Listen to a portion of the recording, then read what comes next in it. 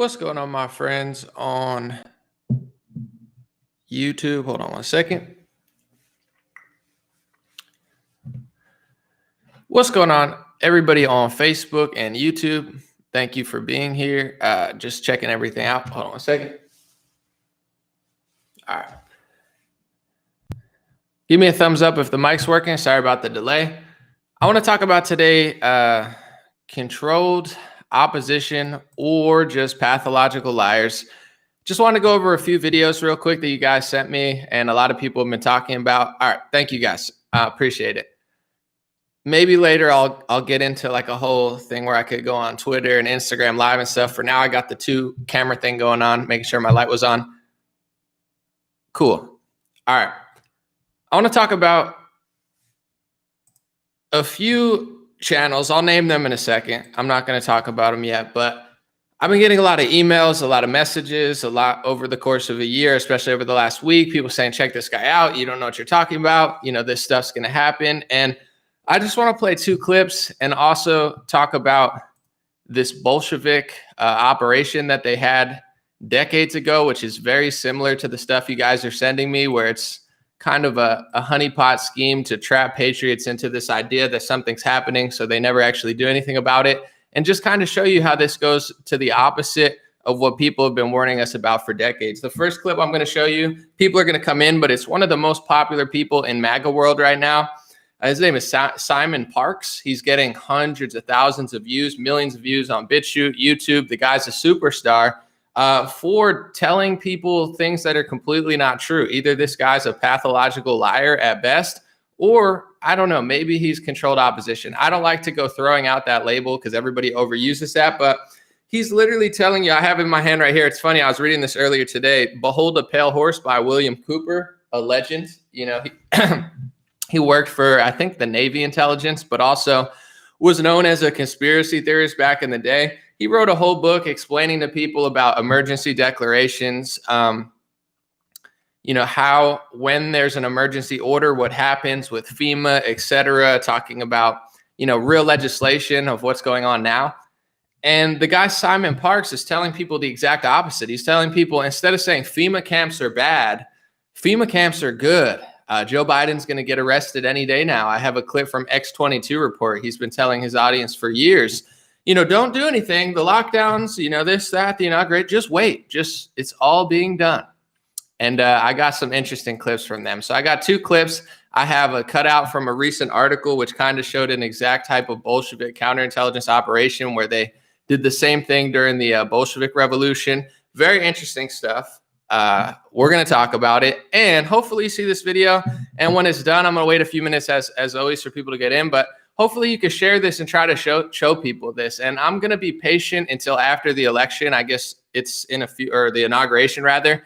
After that, I'm going to compile a whole video, like one of my square videos that I really take a lot of time, and show people how this has been done before, an operation to get people, feed people half truths, and get them to just wait and believe and turn into like Fantasyland people. And it's getting crazy. I mean, a lot of my audience is like really far gone with this stuff, but it's all good. We're going to talk about it.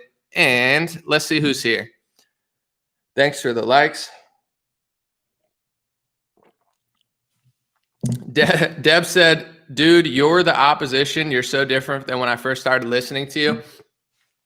This is the crazy part about, you know, I've been totally, if anybody's watched my live streams this year, I've been totally optimistic. I've done a lot of great videos the same way I used to. I did a whole one on Bill Gates. I've done a whole one defending Trump more than he even defended his own supporters at the Capitol.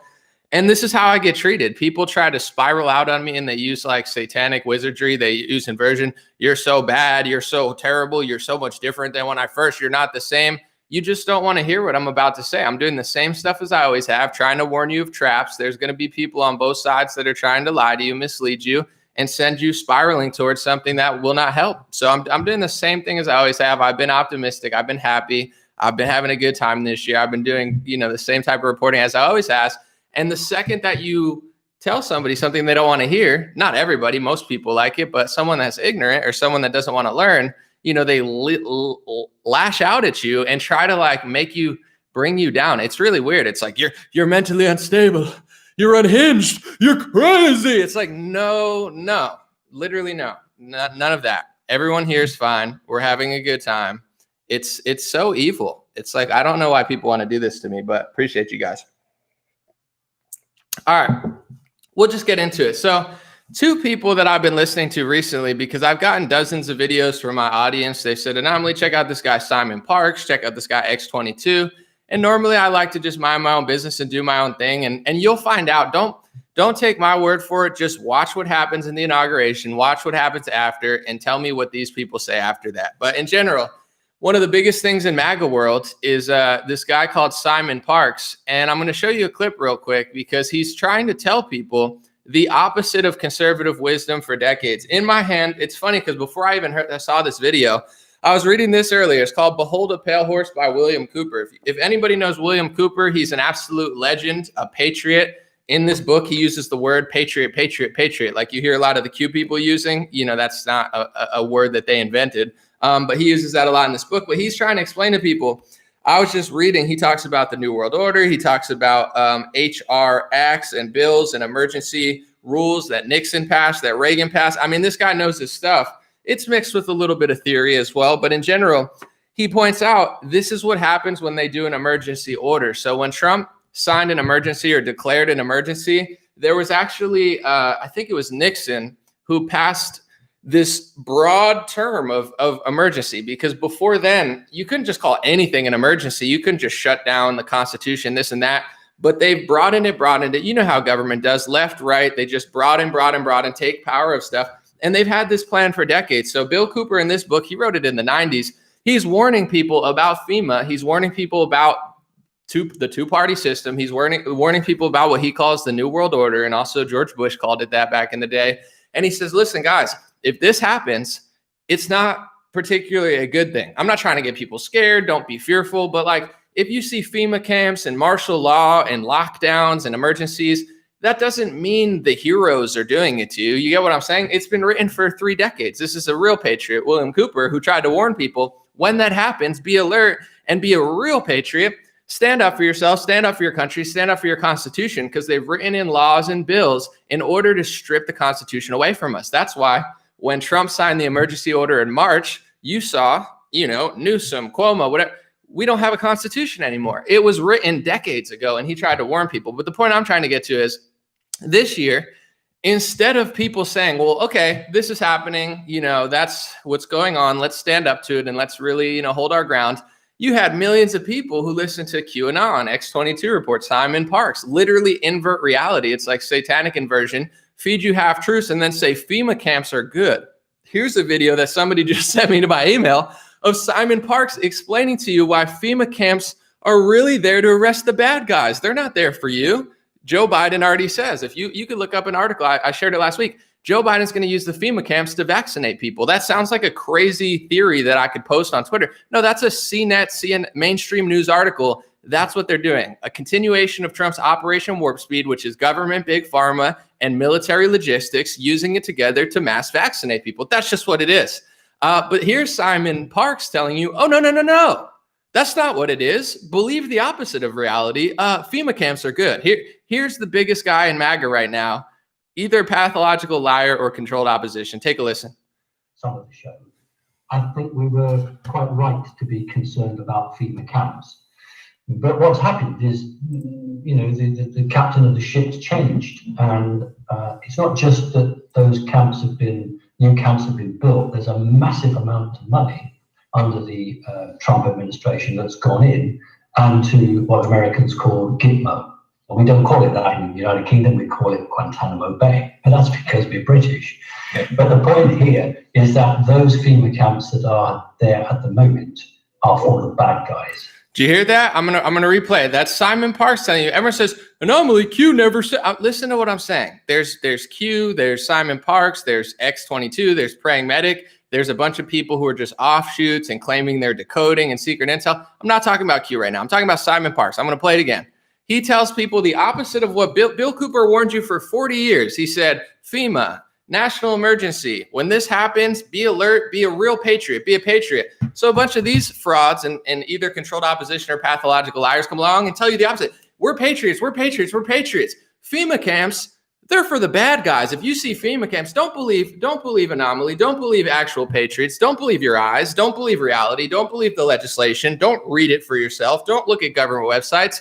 Believe me, Simon Parks, who will tell you that the FEMA camps are not for Biden to mass vaccinate, which is already in mainstream news. It's going to happen. It's for the bad guys, because that's what you want. That's what he wants you to think, is that they're just going to arrest all your enemies. So just sit there and support FEMA camps. I'm not joking. Let's play it again.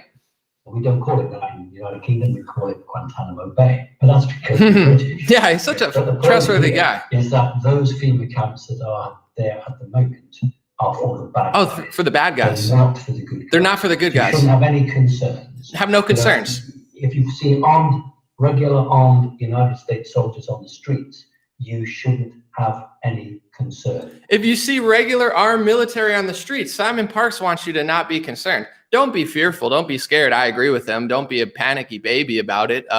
But the military, when they go there, don't be alarmed. The FEMA camps are for the bad guys. I mean, the military, they're not being used against you. They're for the bad guy. Don't even be alarmed. At a police state martial law FEMA camps, we've warned you for decades, but let's just take every theory that's well-researched and well-sourced, like Bill Cooper's Behold a Pale Horse, and let's take the entire gist of the book, which is when this all happens, patriots need to stand up against it, and invert it and say, when this all happens, patriots need to cheer it on. Don't stand up to martial law, cheer it on. Don't stand up to FEMA camps, cheer it on. Don't stand up to your Constitution being removed by a emergency order. Just cheer it on, because I have a secret plan that Trump's going to. It's insane, folks. And people send this to me and say, Anomaly, you've changed. You see, they spiral at me on Facebook. That's why I'm going to have a smile, because I'm not angry. I'm not upset. I'm not fearful. I'm not paranoid. I'm not pessimistic. None of these things. I haven't changed. I mean, hopefully I've changed and evolved. If you're I think Muhammad Ali said, if you're the same person at 50 than you are at 20, then you're not living. You should evolve. But in general, nothing really here has changed drastically, besides the fact that millions of Trump supporters believe con artists and pathological liars like Simon Parks, who tell you literally the exact opposite of what you should be doing. I'm going to play a little bit more, and then I'm going to go to my friend, who's not my friend. I never met him, and I don't know if anyone knows who he is because he stays anonymous. X22 Report. Just like this guy, telling patriots, inverting reality, satanic wizardry, telling people the opposite of Behold a Pale Horse. Just wait, we're gonna all these military, we're gonna arrest Biden on inauguration day. Just wait, patriots. It's 2018. It's happening next week. It's happening next month. Patriots, just hold on, man. FEMA camps are for the bad guys. Just hold on one more week. It'll happen in 2020. It'll happen before the election. Trump's gonna win the election. Oh, Trump lost the election. Oh no, Trump's purposely lost the election to set up Biden. Oh, Biden won. He got inaugurated. Ooh, 4 more years. We're setting up Biden. These people are pathological liars, folks, and they're derailing the MAGA movement. They're not only making you look stupid, but they're superseding every real conspiracy theory that's been well documented. If you read, Behold a Pale Horse by William Cooper, of course, some of it's theory, of course, some of it's conspiracy, but he sources everything he's saying with 20 sources. Here's the actual legislation. Look what the FEMA legislation is. It's written in law. So when they pass it, that's how our government works. It's all real. This guy, he doesn't have a source. What's his source that says that FEMA camps are to arrest the bad guy? There is no source because it's not real. He's a liar. He's a pathological liar at best, controlled opposition at worst. And I'm going to play that again. And I'm going to show you in time in the Bolshevik Revolution, they use this same type of mentality to keep patriots and conservatives at bay. Because if patriots and conservatives realized what was going on, they would stand up for themselves, stand up for their family, stand up for their constitution, and stand up for their country. So if you give them a Disney type fantasy land where you invert reality, patriots are just going to be like the donkey with the carrot in front of their head. And then I come along and try to say, hey, guys, you're being led to the slaughter. Anomaly, you've changed. Anomaly, you're so different. What happened to you? You're a controlled opposition. You're the liar. And next thing you know, you're going to be off a cliff. And Simon Parks is probably going to cash out on it. Let's listen to him again. Say FEMA camps are a good thing. I mean, yeah, that's what it is. Okay, yeah, for the bad guys. Oh, yeah, any day now. Joe Biden's. First of all, why would they put Joe Biden in a FEMA camp? If they arrested him, you think they're sure if someone that high profile got arrested, you think they're like, oh, we can't figure out where to put him. Joe Biden, it's busy. It's like, let's just throw him in a FEMA camp. It's like, no, dummy, no offense. They have multiple prisons, and someone that high level, either they're going to escape like Epstein, or you're like, oh, we don't know where to put them. We got to build the FEMA. It doesn't even make sense. It's so obvious. I have secret military intel 4 years prior that I'm going to tell you. If you tell everybody, it's not secret. Anomaly, you don't understand. I get the Q level intel from the message board. You think Q level military intel disseminates message to idiots like Simon Parks and Praying Medic on a message board on 4chan? Are you out of your mind? Are you naive? Are you egotistical? Well, no, you don't understand. Anomaly, it's in codes because it's secret. How is it secret if you've been on Instagram and Twitter and Parler for 4 years and Gab and Facebook talking about it openly? It's never been secret because you've been blabbing about it. Imagine being in the military and be like, hey guys, this is a secret plan. It's a secret plan. It's a secret plan. Oh, the storm is within us. The storm is upon us. Praying Medic, we're our heroes. Vincent Kennedy, they're all con artists or pathological liars or really dumb. Low IQ, naive. I don't know. It's like, how less secret could it possibly be if you're all screaming it for 3 years on Twitter?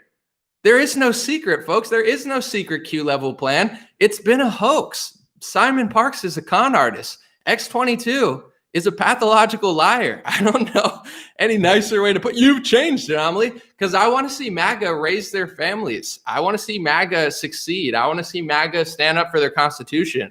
I want to see MAGA not wildly disappointed and spiraling in 4 days when they realize that they followed a bunch of controlled opposition con artists for 4 years who led them down the path of satanic conversion. I'm trying to help you. Let's listen to Simon Parks again tell the opposite of classic conservative wisdom, which is big government, martial law, FEMA camps, lockdowns. Obviously, that means big government's out of control. But no, Simon Parks comes along and gets 20 million views on YouTube telling people, it's good now. Trust me, Trump's in control, so just trust the plan. Okay, but that's because we're British. Oh, you're British. Cool. He's not even from America. That are there at the moment are for the bad guys. They're not for the good guys. So you shouldn't have any concern.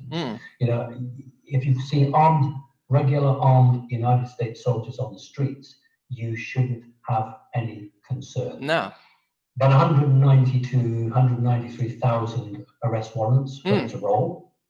Ready to roll. They're going to need those FEMA camps. Oh, they're going to need these people in. They need the FEMA camps to put people in. Guys, they have so many arrests.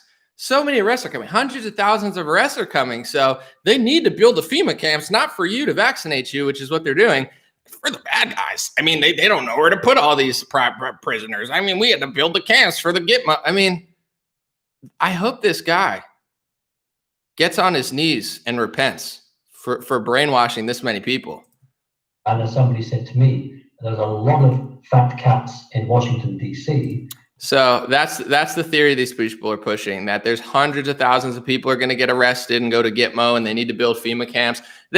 Keep in mind, people like this. Someone said, I guess we'll find out on the 20th. Oh, we will. You know, they've been saying this since 2017, 2018. I debated Praying Medic in 2018. He said it was happening in a week or 3 weeks. He actually said on the debate, I got to find it. He was like, oh, I would bet you that it would happen within 3 weeks. This was in 2018, folks. It's 2021 now. He was on X22 Report last night. I listened to them for comedy now just to see what they're doing. And he was like, I was wrong about the 6. I'll admit I was wrong. It's like, bro, you've been wrong about everything for 3 years. And you mix in Bible quotes and say that you got a message from God. This guy's a demon, pragmatic. He's not of God. He's like an antichrist demon who needs to get on his knees and repent. He's a pathological liar, egotistical fraud. Oh, guys, I got a message from God, he said. Oh, did you, pragmatic? The message from God told you to sheep herd conservatives for 3 years and tell them that martial law was a good thing? He's been wrong about almost every prediction, and he's admitting it now. He said, after the 20th, it looks like Biden might be inaugurated. We need to regroup, he said. We need to regroup, and don't regroup with him. Get away from this guy. He's a demon.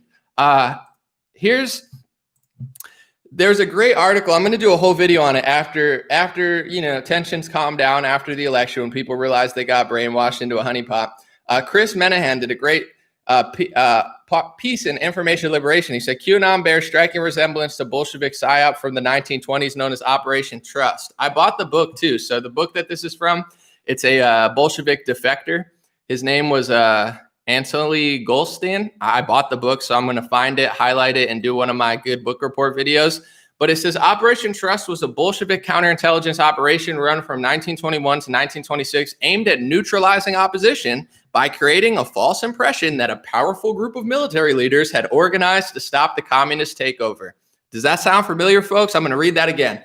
The Bolsheviks did a counterintelligence program because if people realize that communism is real, they're going to try to stop it, or they're going to stand up for themselves. If you can convince conservatives and patriots that it's already happening from a secret military message board, then no one's going to do anything, which is exactly what happened last year and now. So I'm going to read it again. Operation Trust was a Bolshevik counterintelligence operation run from 1921 to 1926, aimed at neutralizing opposition by creating the false impression that a powerful group of military leaders had organized to stop the communist takeover. You don't need to stop the communist takeover because there's a secret plan of military Qs who are saving you. The house is burning, but don't run out because someone's going to save you. There's a secret plan. I mean, it's like lying to the boomer generation. It's like you guys, went to Woodstock, had too much fun. Everybody's in usury loans and debt, but it's not your, you don't actually have to man up for your mistakes. And millennials being lazy, pronouns, I can make fun of every generation. There's flaws to every generation. Yeah, millennials, Zoomers, boomers, you guys don't have to man up and actually, get rid of the mistakes that you made, all the debt, all the foreign wars, all the, ignoring, the two-party system for 30 years as your country spiraled out of control. You don't have to fix it. Because there's a secret plan of QAnon military soldiers that's going to wipe your butt and save your whole world. Ooh, yay, I don't have to do anything. I'm going to be saved from communism by the military Gitmo plan that Simon Parks told me. They're con artists, folks. It's controlled opposition or pathological liars with huge egos who got too much power who can't admit that they lied to people for 3 years straight. It's been 3 years of these people lying. Any day now, the carrot dangling in front of your face. Any day now, the big arrests are going to come. Trump is going out of the White House. I have more sources than they do, and I'm not bragging. I don't have major sources, but unlike them, I've actually been to the White House. I actually know people who work there, and they're quitting. They're leaving because Trump's leaving. Pence is leaving. Pompeo's leaving. He's not going to be the vice president. They're leaving. They lost the election. They couldn't figure out how to legally overturn it. And Trump tried to do something on the 6th, and it backfired miserably. I'm not saying it's right. I don't agree with what happened on any level, but that's literally what's happening. These people don't have intel. They're either controlled op or they're con artists. Here's X22 Report, who up until this week is still telling his audience Trump is going to be there for 4 more years. Just make sure you buy his gold plan that he's selling. He says, well, you might want to buy gold. Trump's going to be here for 4 more years, so gold's going to do well. He's literally selling some sort of product while lying to people in the advertisement, saying that Trump's going to be here for 4 more years, so your assets are going to do well. This guy's a pathological liar, folks. I know he has a nice, calm voice, and he hides anonymous. Either he's a pathological liar or these people are controlled ops. I don't know what to tell you. I didn't change. I'm tired of these people lying to people. If you want to call out human trafficking and child trafficking, that's fantastic. More power to you. I do as well. I think people should more. If you're going to do a controlled op, psyop, honeypot trap on conservatives to tell them that there's a secret Q level military plan that 100,000 people are getting arrested in Gitmo and FEMA camps, and you don't have to think for yourself or do anything for your family because Trump's going to save you. These people are demons. I don't know any other way to put it here. I'm gonna play the clip of X22. He's still telling people up to this day, the inauguration's a setup. It's a secret setup where Joe Biden's gonna get arrested. Take a listen. Great. Of course it doesn't play. All right, I just gotta reload it. BitChute has, oh, there we go. Come on, BitChute. Don't play me like this in the middle of a live stream. Prepare to strike. Prepare. Now, do they all just rush up with police cars and everything, or are there certain individuals? Come on, BitChute. How you gonna play me like this right now? I mean, I might have to just refresh it. BitChute has pretty trash servers. It's okay though. I forgive you and Gab. You guys are doing your own thing. We support you. Just, eventually get some more money, get the servers going. Yeah. I gotta reload it. I don't know. BitChute, every time I try to load a long video, it like lags for like a little while. All right, I'll just load it while I'm talking, but let's see. Yeah, I guess it's just not gonna work on me. All right, well, if anybody listens to that channel, I'll play it in the background. If anyone listens to that channel, X22 Report, he's been telling people for years, but especially the last couple months, that, you know, there's a secret military operation that's happening at the inauguration where Biden's going to get arrested. Okay, it's playing now. I think I could play it. Let's see.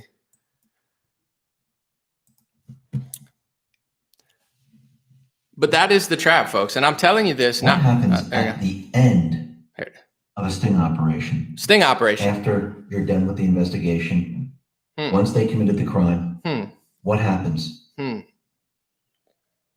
authorities move in. But first, before they move in, what do?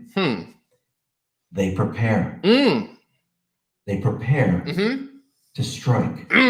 Yeah. Now, do they all just rush up with police cars and everything? Or are there certain individuals planted in certain areas that the criminal doesn't know about? Now, think about what's happening today. The National Guard.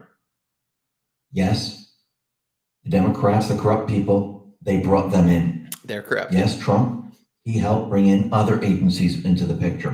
He did. They believe it's for the inauguration. Oh. This is the setup. He's setting them up. They're setting them up, putting them into place, not just in DC, but in many different areas. Whoa. This is the setup. Oh. And then when the time is right, that's when this force will strike. Oh. Now, we'll be talking about all these different... What a piece of trash. So it's a secret, guys. X22's got the secret plan for you. Trump's setting up all the intelligence communities, the CIA, the NSA, the FBI. Trump's got them all. He's playing all of them. Biden, none of them know about it. It's a secret trap. Do you want to know how secret it is, guys? It's so secret that X22 Report broadcasts it to hundreds of thousands of people every day for 3 years, warning them in advance. But the NSA can't figure it out. I mean, X22's just got this huge brain, and the NSA and the CIA and the FBI just sit there and say, I don't know how to do anything. How do I know the plan? Nobody knows. It's not secret if this guy's broadcast. It never was real. This guy is a pathological liar. How would it be a secret plan that Trump's going to get past Biden and set up the intelligence communities? Why would they tell this idiot to broadcast it to millions of people for 3 years in advance? Does anybody ask these questions? Either people have huge egos, really low IQs, or they're just really, really emotional and naive. Whatever it is, on the 21st, forgive yourself, shame these people, these grown men into, getting off line and apologizing to everybody at least. And then we can move forward as a unit. I can't fathom that so many people in my audience believe this stuff. How do you guys not understand that?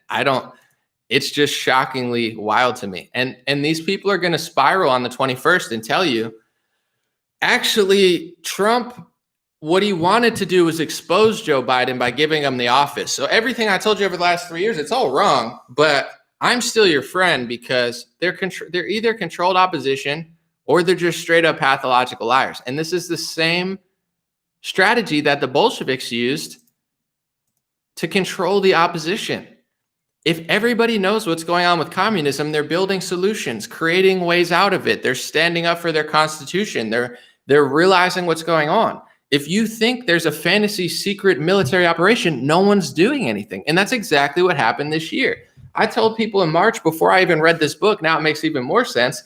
William Cooper laid out the blueprint of what happens for an emergency order decades ago because they wrote it into legislation. So in Trump, everybody says to me, the anomaly, you changed. How dare you?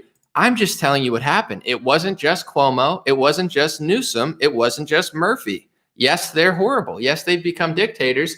It was President Donald Trump who signed the emergency order. Once he did that, he played himself or he played us. Either way, we lost everything. He lost a lot of power, and he had multiple options at a certain point to either seize power and make some moves or give it to the states, and he gave it to the states. Even mainstream media was surprised. Atlantic wrote an article and said, I thought Trump was going to, I can't believe he gave the power to the states. I can't believe he just flopped like that. You know, they're like, I can't believe he didn't do anything. So yes, there's multiple layers to it, but I'm just saying when all this happened in March, April, May, June, July, why did nobody care about it? Not just the Simon Parks and the X22s and the praying medics and the Jordan Sathers and all these trust the plan wizards who are trying to tell you that any day now, it's like a carrot in front of you. Any day now, the secret arrests are coming. Oh my God, but anomaly, there's so many sealed indictments. Maybe they're you. Maybe your name's on it. Maybe Podesta's name's on it. Maybe your name's on it. I'm not. Yeah, they're sealed indictments. So what is that? They're sealed, so you don't know whose name. It could be 100,000 patriots on it. Oh, well, there's FEMA camps, so they're for Biden. No, they're for you. They're for you to get vaccinated. It's in news. That's what they're using the FEMA camps for. They're setting up mass vaccination sites so they can process more Moderna and Pfizer mRNA vaccines into your arm. And every conservative, every patriot, every libertarian, every conspiracy theorist for the last 4 decades understood that FEMA camps, martial law, lockdowns, blackouts are all things that is pointing towards big government using too much of their power against the people. Duh.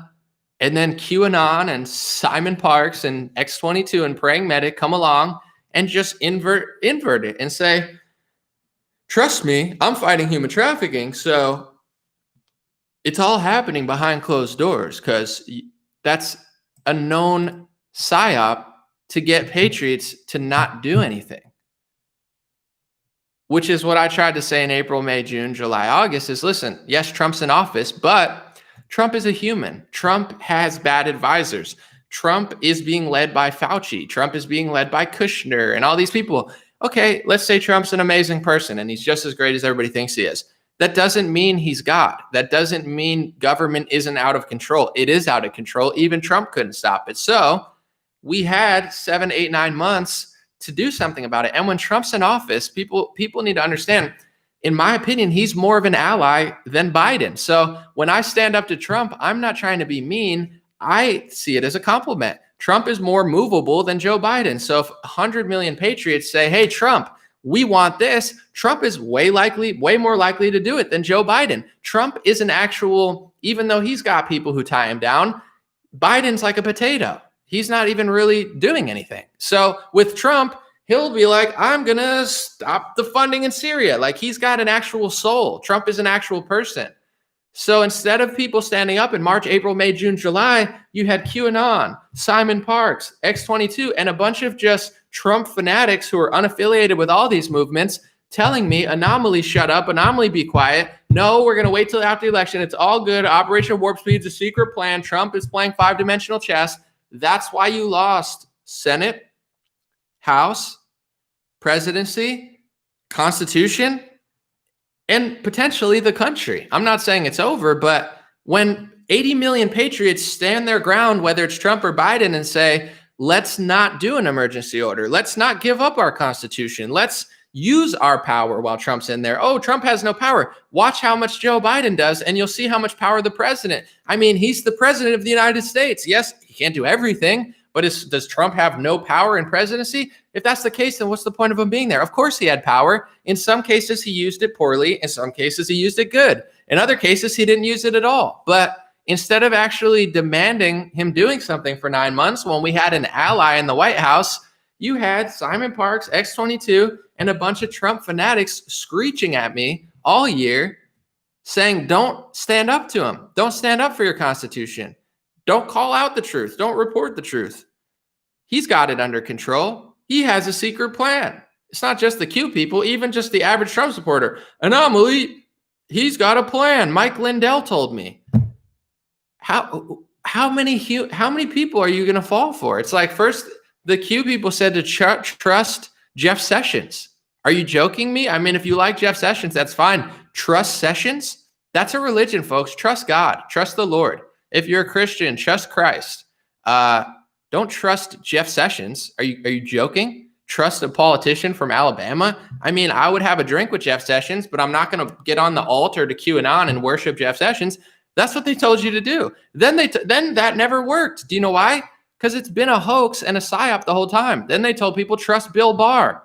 Trust Bill Barr, the attorney general that was in office when Epstein disappeared and didn't do anything. You're trusting Bill Barr like he's Jesus Christ? No, that didn't work out. So then they said, trust Pence. And then they hated Pence. And then Lynn Wood posted hoax articles about the Vatican and said, oh, you know, he needs to be executed for treason because he did set up for the election. So everybody says, well, he's a trustworthy. Now trust Lynn Wood.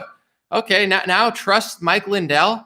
Now the entire MAGA trust Mike Lindell more than they trust the Lord Jesus Christ. I mean, guys, at what point are people going to realize Mike Lindell seems like a nice guy, but him, praying medic, General Flynn, they're like the pastor that tells you, ooh, I'm 100% sure the rapture is coming on January 1st, and it never comes. How many pastors have done that for the past 40 years? Probably 100. Hey, if you give me money on the evangelical site, there's going to be the rapture. So make sure you go to rapture.com and give me $1,000 to, debit card. It's like, okay, I'm sure he's a nice Christian, but they lied. General Flynn said he was 10 out of 10 sure that Trump was going to stay in office. See if it happens on the 20th. Mike Lindell told people he's 100% sure. So everybody trust Mike Lindell? Trust Simon Parks? It's sad. MAGA's getting derailed because people are just spiraling, throwing their trust into anonymous message board, fake decode hoaxes, possibly Bolshevik counterintelligence psyops to entrap MAGA. Who did they blame for the Capitol protest? The Q people. There's probably mixed in with those real people, controlled op, agent provocateurs. I know there's agent provocateurs because the one guy, John Sullivan, was in an Uber commercial as a speed skater. He was also on CNN as an activist, and then he got arrested and let out of jail. Isn't that interesting? And then you got these Q people being filmed by New Yorkers just walking in there. It's like a honeypot trap. Hey, you care about human trafficking, right? Of course. Yeah, let's take down the pedophiles are evil. So if you believe the pedophiles, then you must believe X22 Report, who says that they're all getting secretly arrested in Guantanamo. You get what I'm saying? It's like a straw man. Here's what you believe, so I'm going to run you off a cliff with a carrot in front of your face. And that's what they're doing. So I haven't changed. I'm not mean. I'm trying to warn MAGA. This helped spiral the entire movement. It's like a trap to just get you destroyed on every level. And you're going to have nothing to show for it. When January 21st comes around, look at all my videos that I made in the last year. Tell me which one still doesn't stand the test of time, including all my coronavirus reporting. I'm going to go out on a limb and say almost every video that I made still stands up because I don't lie. So truth doesn't disappear. Every reporting I did is sourced 30 times. How many times is Simon Parks's theories? None, because he's lying. Everything he said over the past 3 weeks, yes, some of it's true, but FEMA camps are not your best friend. He's a con artist, a pathological liar. X22 probably made 6-7 figures off of innocent patriots and MAGA moms and Trump supporters telling you everything you wanted to hear about secret operations to save your life that weren't real. What's he going to say on the 21st? What's Praying Medic going to say? I know what Praying Medic's going to say because I watched him on the X22 Report, and he's a pathological liar. He's already spiraling, admitting that Joe Biden's probably going to get inaugurated, which he didn't say for the last 3 years. But now he's saying when that happens, let's regroup and move forward. Do not move forward with this guy. He's a pathological liar, egotistical fraud, and a straight up fake prophet, false prophet. He said, oh, God told me this. He just said that on X22. Oh, God's been sending me messages. Yeah, he says, Praying Medic, Dave, you're a pathological liar. Stop lying to millions of people. The Lord Jesus Christ probably, I'm not going to speak for the Lord, but the Lord probably doesn't want you to sheep herd a bunch of Christians by throwing out a few Bible quotes and then feeding them lies. I don't think that's what the Lord wants, Dave. So if he's sending you any message, I doubt it's that you're a great person for lying to patriots over the last 3 years. Get a grip, dude. You're like 55 years old. It's just sad because I'm 31 years old, okay? I'm like half the age of some of these people, and I'm the adult in the room. I take my audience seriously. I get millions of views a week. I couldn't live with myself if I lied to people that much, if I made up a false theory for 3 years, I mean, some of these people are going to need psychiatry. And I'm not even talking about the ones who disseminated this fake propaganda. I'm talking about the people who followed them. I watched an article. I mean, I watched a video of some Alice Kennedy or something on Twitter. She did a interview with Austin, someone, Steinbart, pretending to be QAnon, who claims to be a government agent. Maybe he really is a government agent, but what does that mean? Use your brain. Anyway, she did an interview and she's like, she was like, I haven't even really been seeing my kids and my family and stuff. It's like, go see your kids and your family. Like, you've been spending 3 years on a message board decoding things that aren't even real. These people are going to need serious help. And the people who disseminated these lies should feel very shameful. It's one thing if you're like 19 years old. If you're a 55-year-old man with a family and you spend your free time raising hundreds of thousands of dollars propagating what is equivalent to a Bolshevik counterintelligence operation to make patriots believe that everything is happening secretly for them so they don't actually do anything for themselves, that's not a good thing. That's an evil thing. I can't believe it. So I'm gonna answer a few super chats and then I'm gonna move on. Danny said, I wonder what was done with the millions they raised for Stop the Steal. I have no idea. Good question. What do you think will happen on the 28th? Tulsi talks about civil war. Robert Kiyosaki is vocal about the economy recently. Everyone's freaking out. I'm just chilling. Either way, I'm not a fearmonger. So what's meant to be will be. Obviously, economy, socially, there's a lot of issues in this country, and they're over militarizing DC. I think because they're afraid of what they're doing to people. So we'll see what happens. Sadie said, we let the enemy get too friendly. Now we're quarantined like Julian inside the embassy. Exactly. That's my lyric from Bioweapon. Here's how I'm at peace. I don't want what these people have. I don't want what Biden has. I don't want what Kamala has. I think they're paranoid. I think they know how unpopular they are. I think they're afraid everywhere they go because they know how much they hate them. They're even afraid of the National Guard because they realize a lot of people in the military support Trump and not them. They know that most people hate Trump and they don't like Biden. Most people who voted for Biden don't like Biden. They hate. He was live. He had 1,000, 2,000 people. Guys, I have 3,700 people on Facebook right now. Combined with YouTube, I have 6,000 people, 5,000 people. If I did this on Instagram and other social media, I could have 10,000 people here. Biden's going to be the president and he has 1,500 people on his YouTube channel. I feel bad, not for him really, but I would never want to be that person. So I don't know, regardless of what happens, I'd much rather be in my position than in Biden's position. I would hate to be him. I would hate to be Kamala. So, whatever's looming, the economic crisis, the social crisis, I'm going to take it like a man and not hallucinate theories about, Gitmo operation saving me, because that's weird. When are you coming to Christ story? I don't know what that. Oh, what's your coming to Christ story? I guess I was like Catholic when I was younger, and then I became like atheist. Like I was a real big thinker when I was younger, so I was like, this doesn't make sense, and a lot of the Catholic stuff didn't make sense. So I started reading Richard Dawkins. I became atheist. Then I became more spiritual, and then with the election, what's going on socially, nationally, racially, all this stuff that I started seeing as soon as the Trump administration came in and social media was heating up. I was learning about all this stuff, and I had a few Christian friends, that brought me towards Christ. I just seeing where my country was, how it was founded, what's going on in the world, and what the real, religious battles going on are.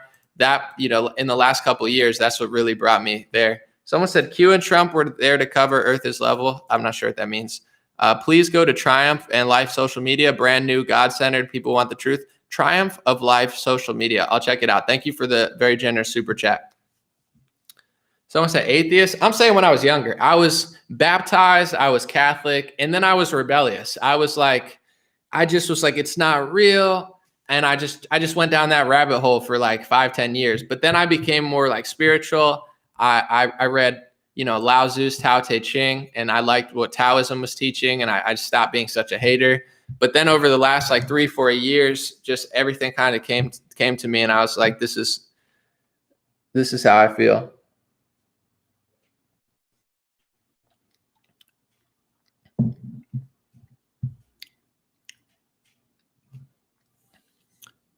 But in general, I'm going to answer some more.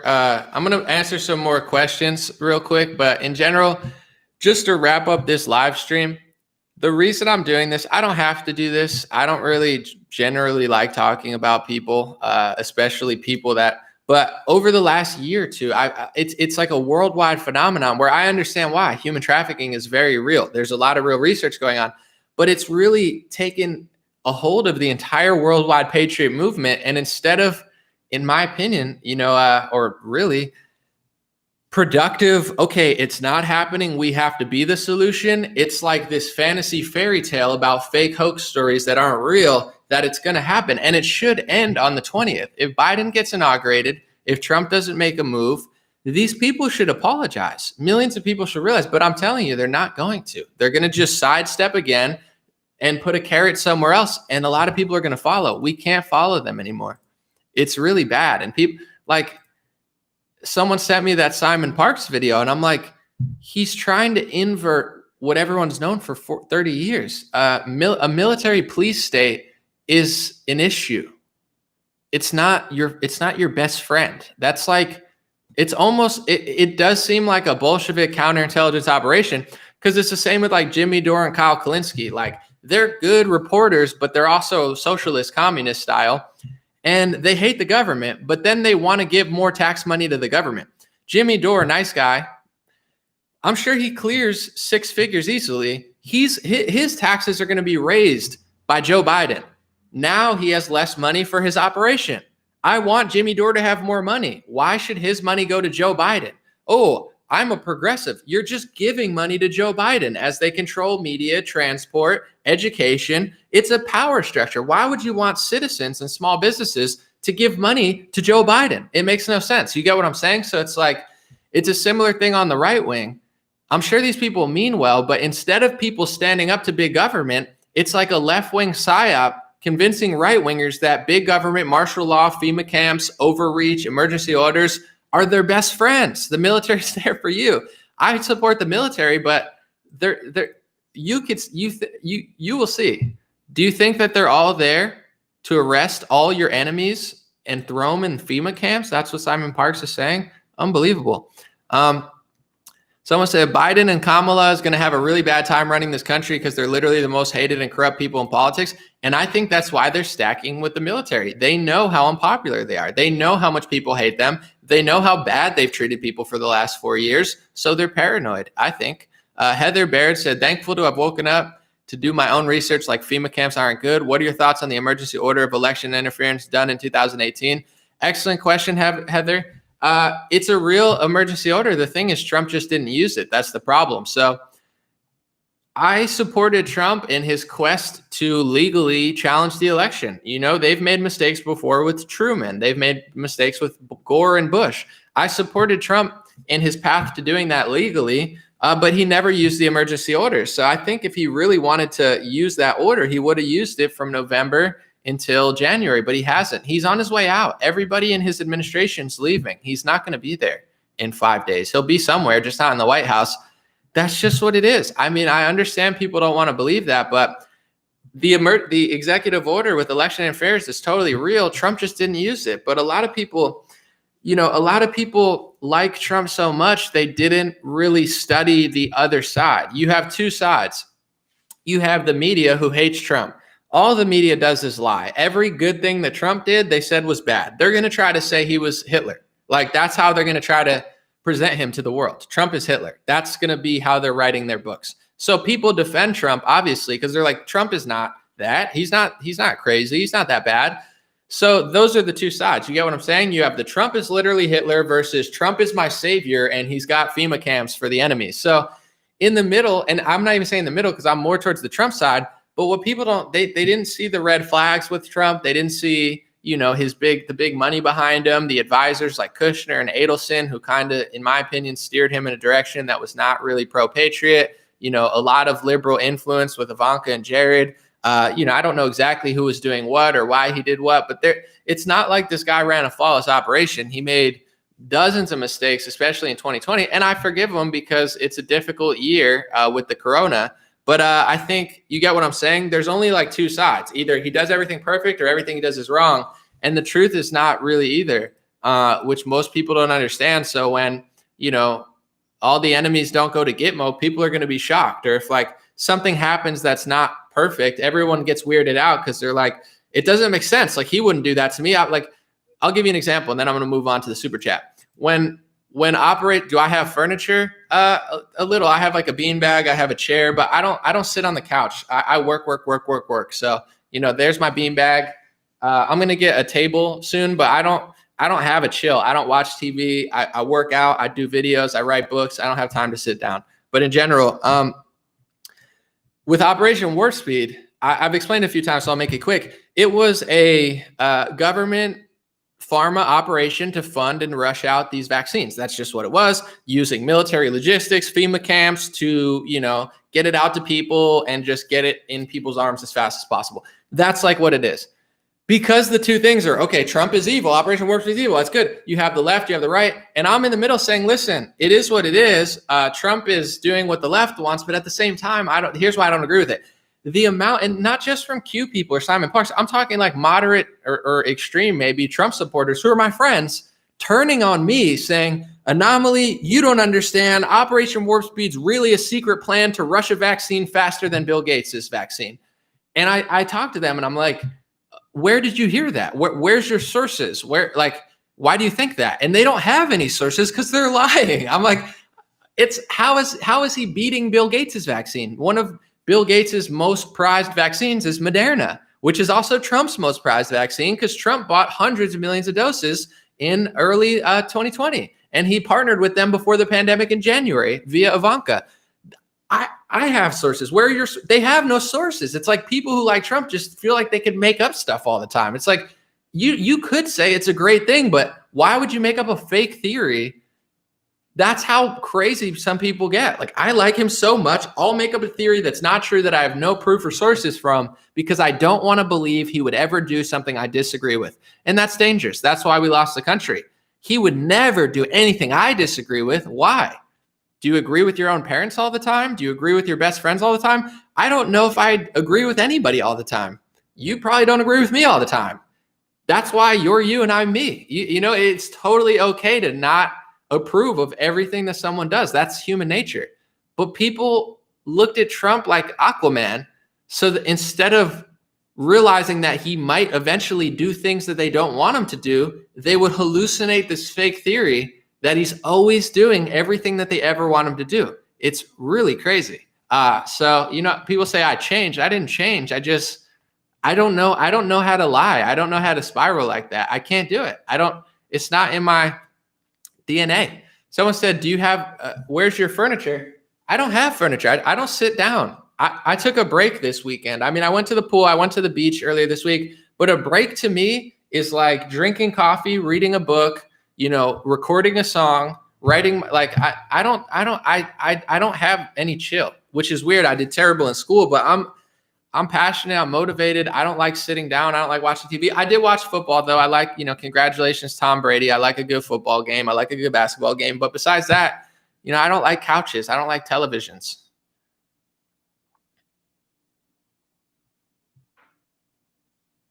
Can I give us a tour? I mean, not really. I don't know if I should. I'll just show. I'll give you a tour of what I have right here. That's my painting. I love that painting. It was from my old house. That's my lamp that I got recently. That's actually big. I just want to show you guys for size. Here. Look how big it is. I'm far away. That's huge. That took me like an hour to do. That's my 7-foot beanbag chair. I have a chair over there. I got a light in my face. I got a moving desk that goes up and down. It's kind of tight. That's all I could really do. This has been your episode of MTV Cribs. Okay, that's enough.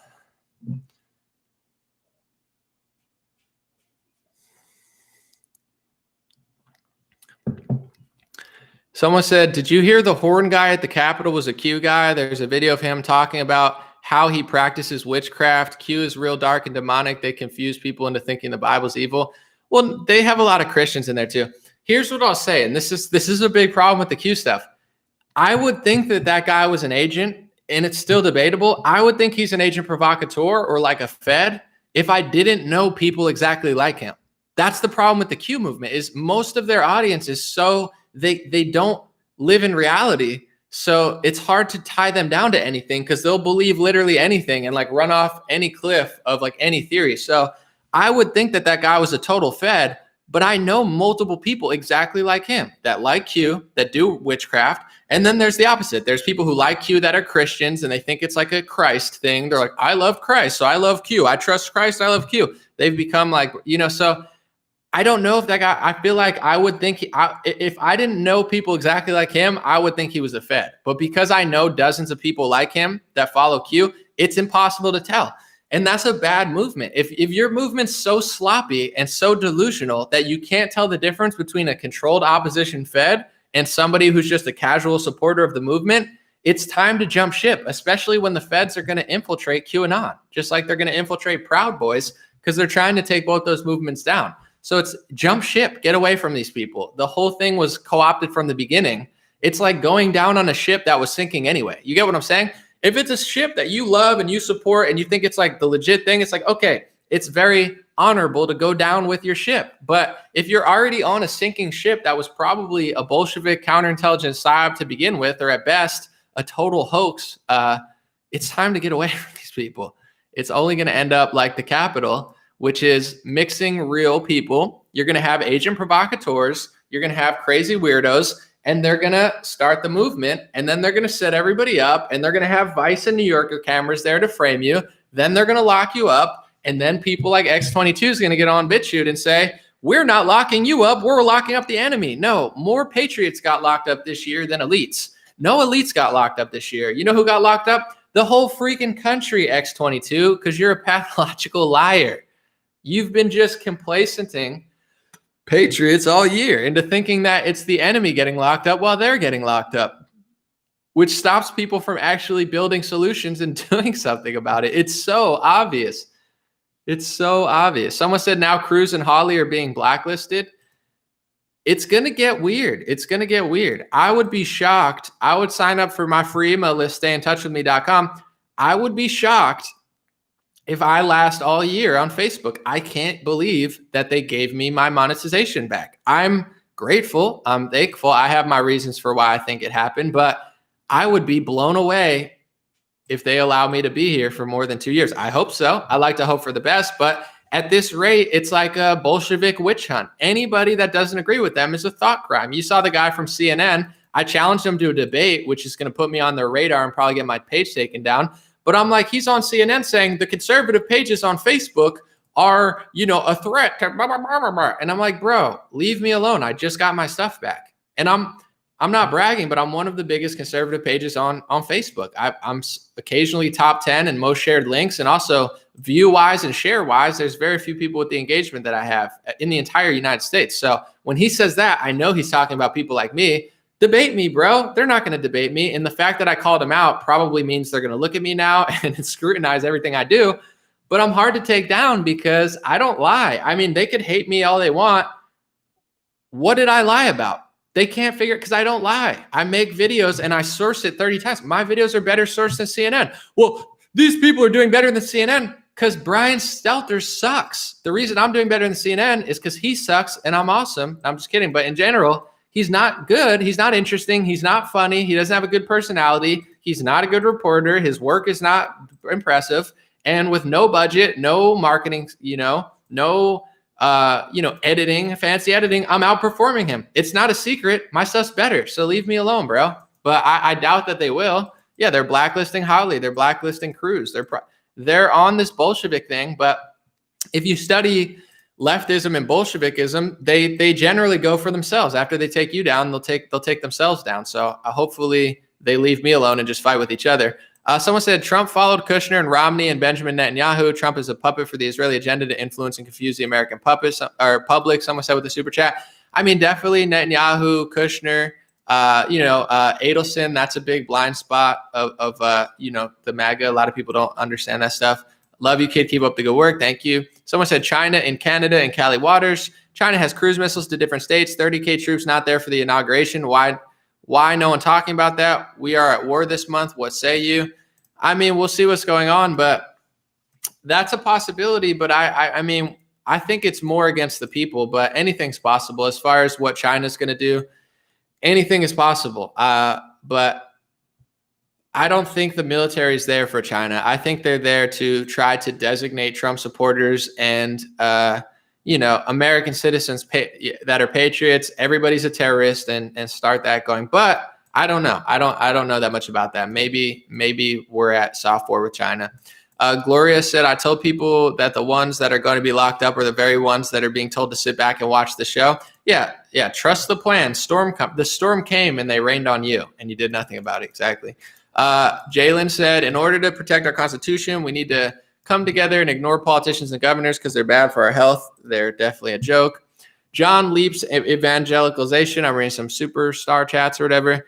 Historically, there have been last-minute reverses when people pray, so many false prophets, but the power of God allows us to see the darkest night in the last minute. He provides miracles. The nation has been praying and thousands calling me. I agree. A good prayer is good, but I think, I agree with you. I think I pray for the nation. I pray for the health of people, my family and such.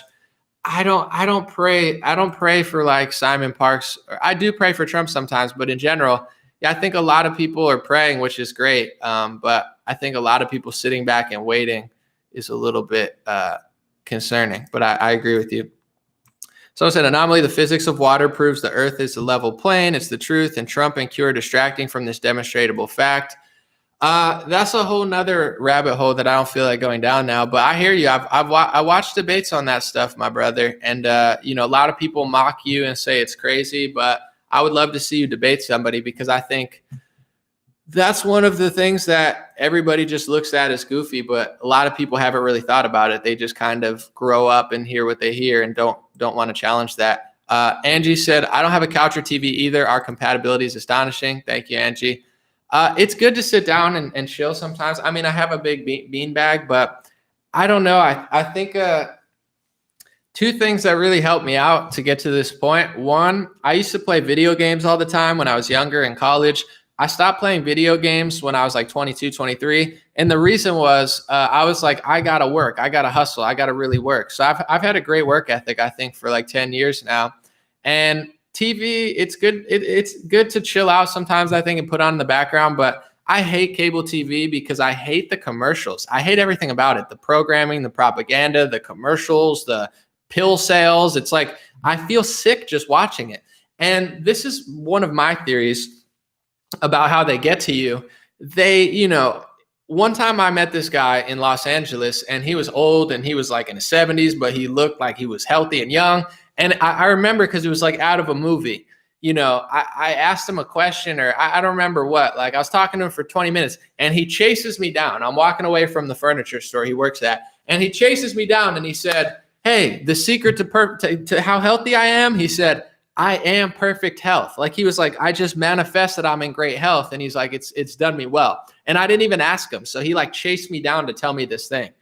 What is television? It's the exact opposite. It's like, do you have this syndrome, that syndrome? Do you have cancer? Do you have this? Do you have that? It's programming you every day to be sick. Eventually that's going to take a toll on your body. That much disease. I don't even like to say the name of certain diseases. Like I just said one there that I don't normally say.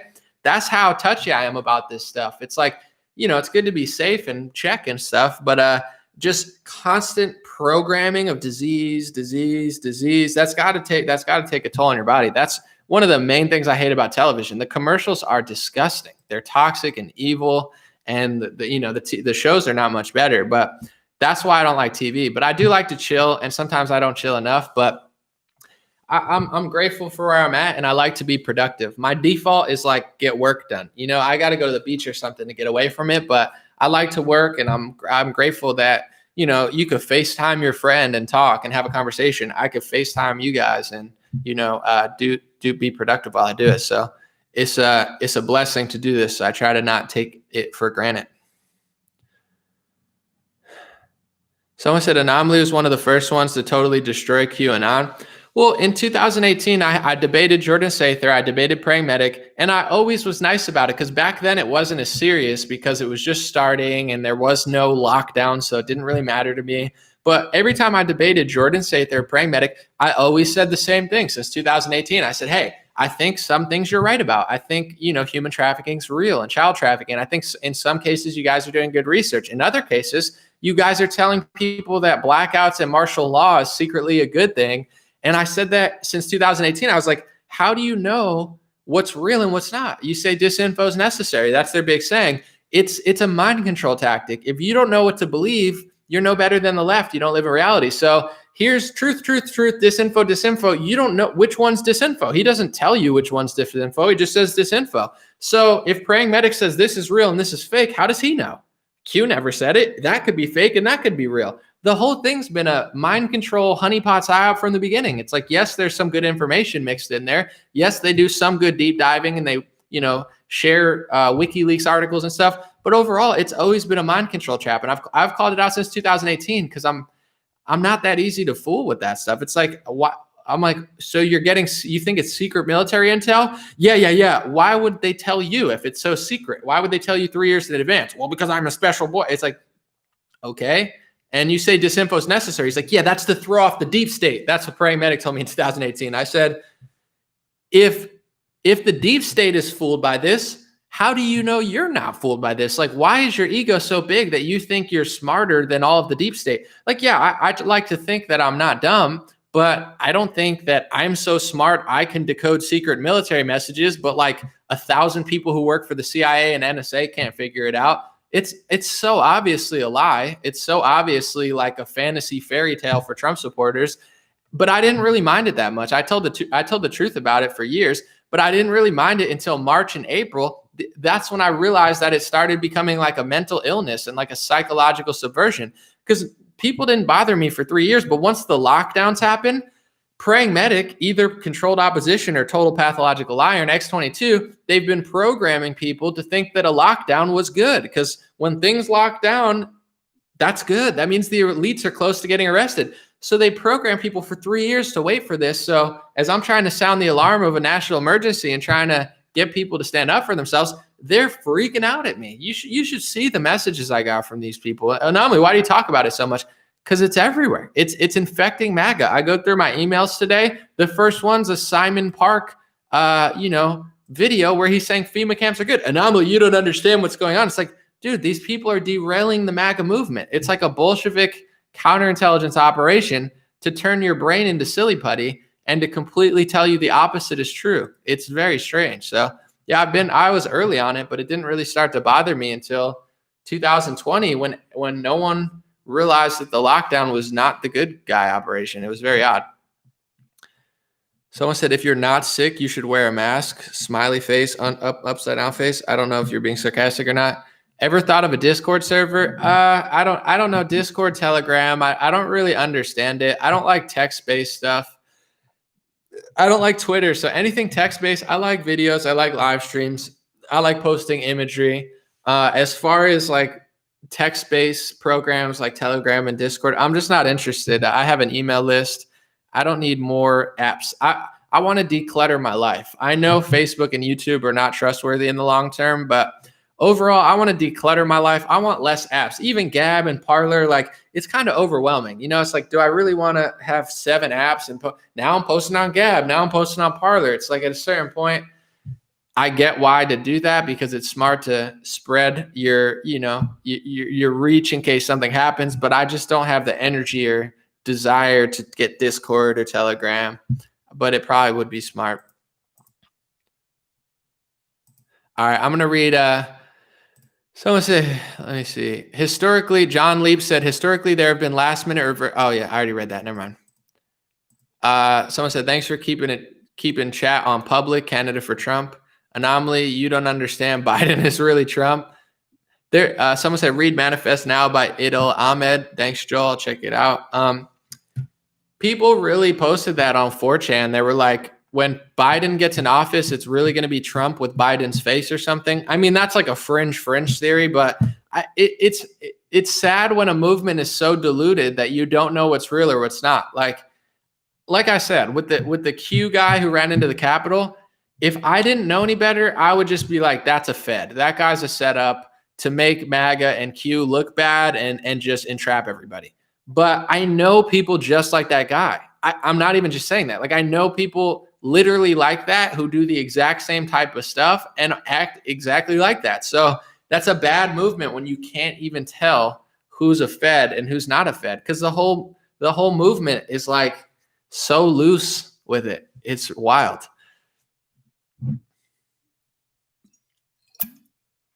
Someone said they were Russian intelligence agents. I mean, they'll figure it out eventually, but I'm sure some of them were controlled op and some of them were real, and they probably sheep-herded MAGA into it because people were already pissed off. But it's a bad move. It's a run away from there and do your own research. I'm not telling people to stop. Research human trafficking, research child trafficking, research all the same things. Just don't follow these con artists who dangle a carrot in front of your face. These people are, I seriously don't know how they sleep at night. They have to feel bad at a certain point. After the 21st, they should feel horrible. I'm gonna read one real quick because people know I laugh at it. So they sent me this one. This guy, he got banned from Twitter, unfortunately. But here, I'm gonna read this real quick. He posted this on Gab because I think a lot of these Q accounts are starting to realize that it was a hoax. Here's what he wrote. His name is Joe M. The storm is upon us. This guy was wildly popular on Twitter. I'm talking like 10,000, 20,000 retweets. This got, 7,000 likes. He said, friends, the storm is upon us on Gab. This was a few days ago. Friends, I have to go dark for a while. This is literally the definition of precipice if there ever was one. Next week, either Q turns out to be an elaborate, well-intentioned hoax promising a level of control that patriots never had, or we are about to watch the Red Sea part in the unfolding of a new biblical level chapter in human civilization. I believe it's the second one. I believe everything I've studied for the past 3 years points to the certainty of light overcoming dark. Remain strong in your faith that God wins and get ready for the world to change forever. So he says he's going dark. Going dark means he's logging out of Gab and running away from his audience because he's admitting that it's very likely that the entire thing he's been pushing for 3 years is a hoax. And what's very evil, and I don't think these people mean to do it. Some of them do, some of them don't. What's very evil is they invoke the name of God. Trust me. Bolsheviks, Russians, communist Chinese, controlled opposition, they know that Christians like Trump. So if they're gonna fool you, the devil's a crafty liar. They're gonna use Bible quotes all the time because they know you like it. So it's like, he's like, I thought this was gonna be biblical. The Bible is biblical. I get it. I get a lot of Christians wanted something amazing to happen. That was a miracle, but it's like, it was a hoax. But then it's like he ties in Christianity to it and says it's God's plan. It's like that's how they sheep herd so many people. They're like, well, lie, Bible quote. This is God's biblical plan. No, the Bible is biblical. Revelation is biblical. Your Twitter feed is propaganda. Your Gab feed is propaganda. You're not biblical. These people are just so full of themselves. But I feel bad for the guy, but it's like I respect him for admitting that it's a hoax. People like Praying Medic, that guy's such a con artist. He's not going to say it was a hoax. He's going to say, guys, the journey's just begun. I have more respect for Joe for saying, hey, if this doesn't work out, we got hoaxed. I respect him. That's a real man there, willing to admit it wasn't real. Praying Medic, he's not going to do that. He's going to say, this is the new journey for the Joe Biden plan. It's like, bro, stop. Leave MAGA moms alone. You've hurt, psychologically abused millions of people. You should feel deep shame as a grown man that's like 2 times as old as me.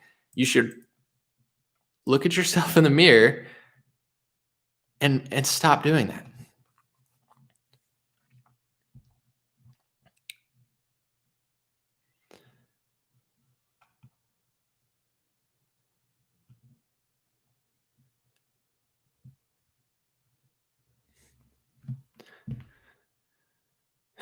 Let's see.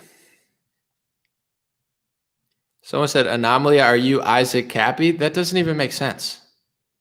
Do I look like Isaac Cappy? No, I'm not Isaac Cappy. We don't look the same. We're not the same height. We don't have the same facial features. When he was alive, we would do live streams probably at the same time in different places. No.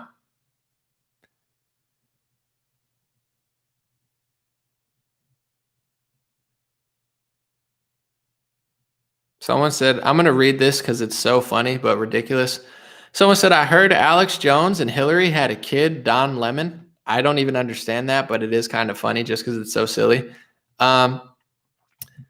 Someone said, notice Antifa when they're arrested, they all have the Charles Manson glazed eyes look. Yeah, they look crazier than Charles Manson. DWT said, Trump is part of their plan. Never has there been an us versus them. That's how you defeat America, confuse the public. Whether it was meant to be or not, it definitely seemed like it worked out that way. But we'll see. Anomaly, are you a Masonic Jew? No, I'm not Jewish and I'm not a Freemason.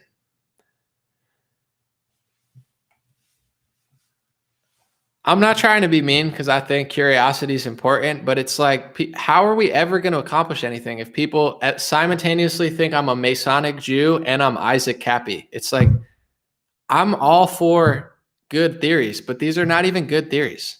This is like Q level stuff. It's like the Gitmo. It's like, no, there's way better theories about me or anyone else. That's oh my goodness. Do I want to be a Masonic Jew? No. What? Why? Why are you asking me that? Jaime said, Jaime de Jesus, thank you. Gonzalez, God bless you, brother. Someone said on Facebook, Gordon said, question, are you in the doom and gloom now? Just say a prayer. No, I'm not going to get upset. I'm not letting people win this year. If you watch my live streams this year, I would challenge you to find somebody more optimistic having a better time. I'm sure you can. I'm sure there's somebody happier than me, but all my live streams have been optimistic, positive, motivational. We're having a great time. We're working out. We're getting too jacked for the gulag.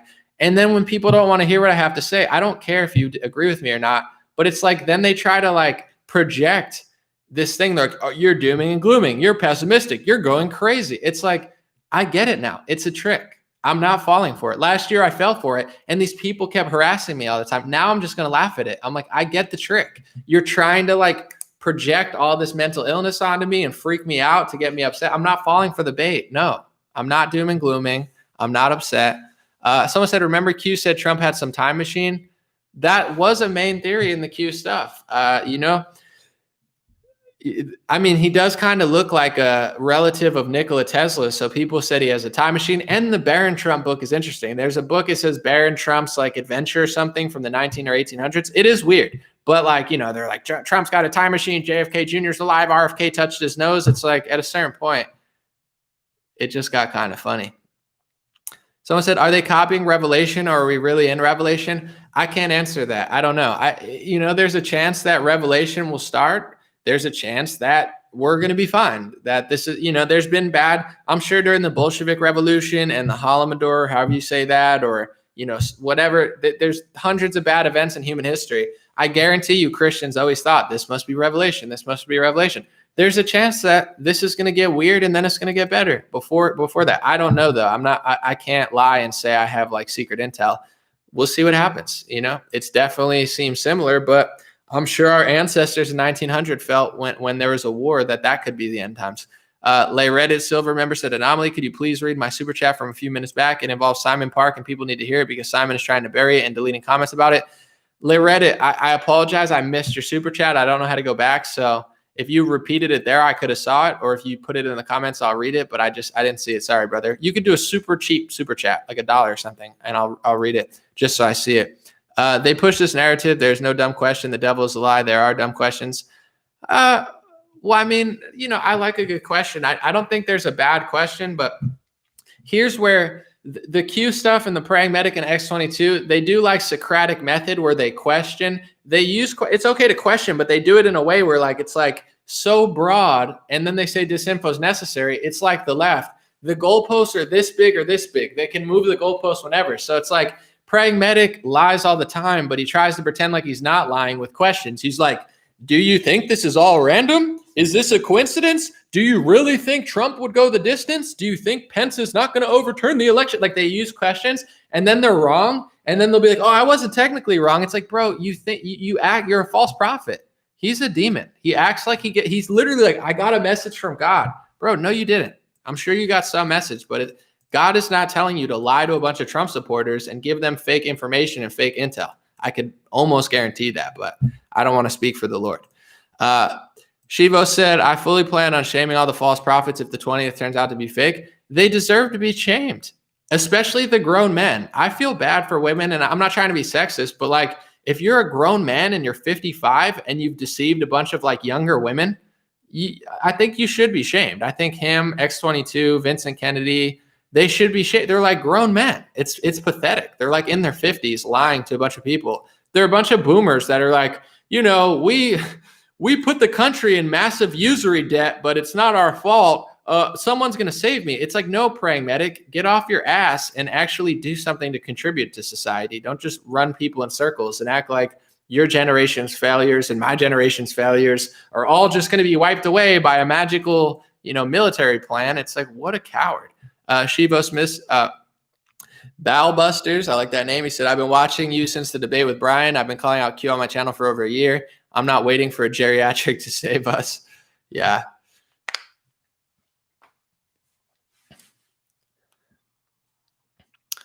Let's see.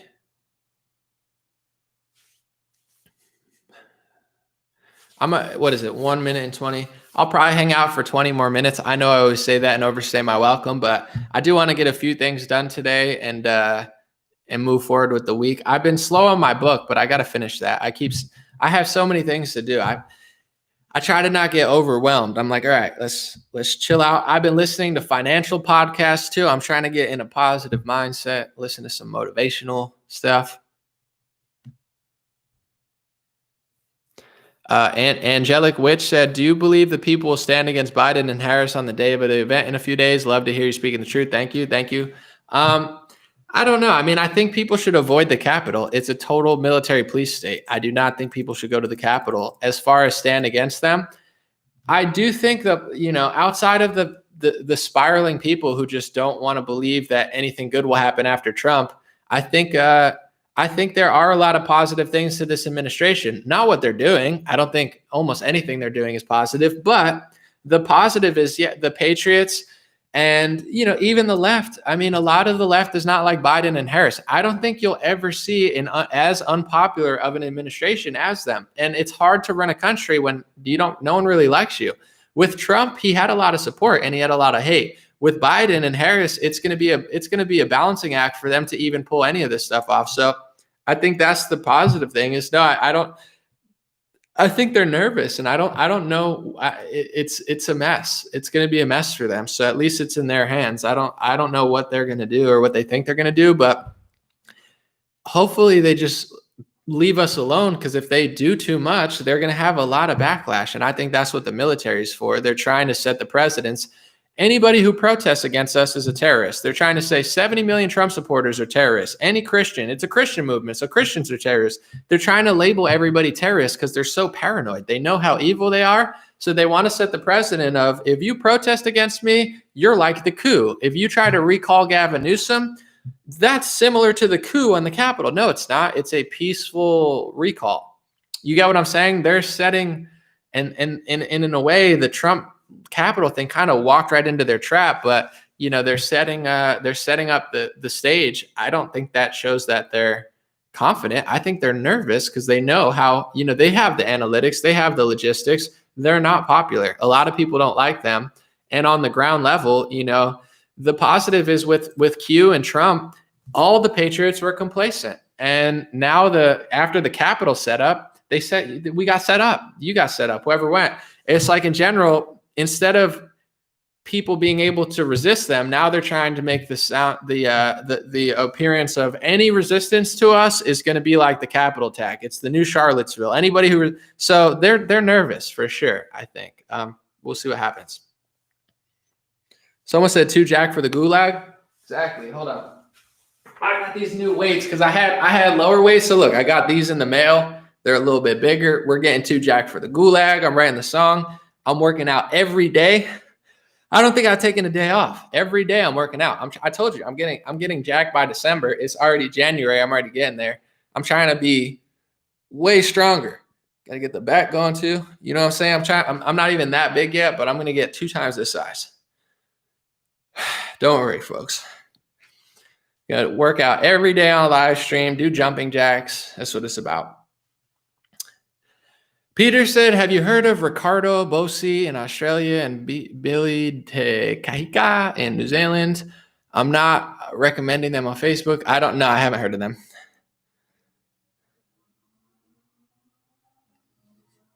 Someone said Qmala.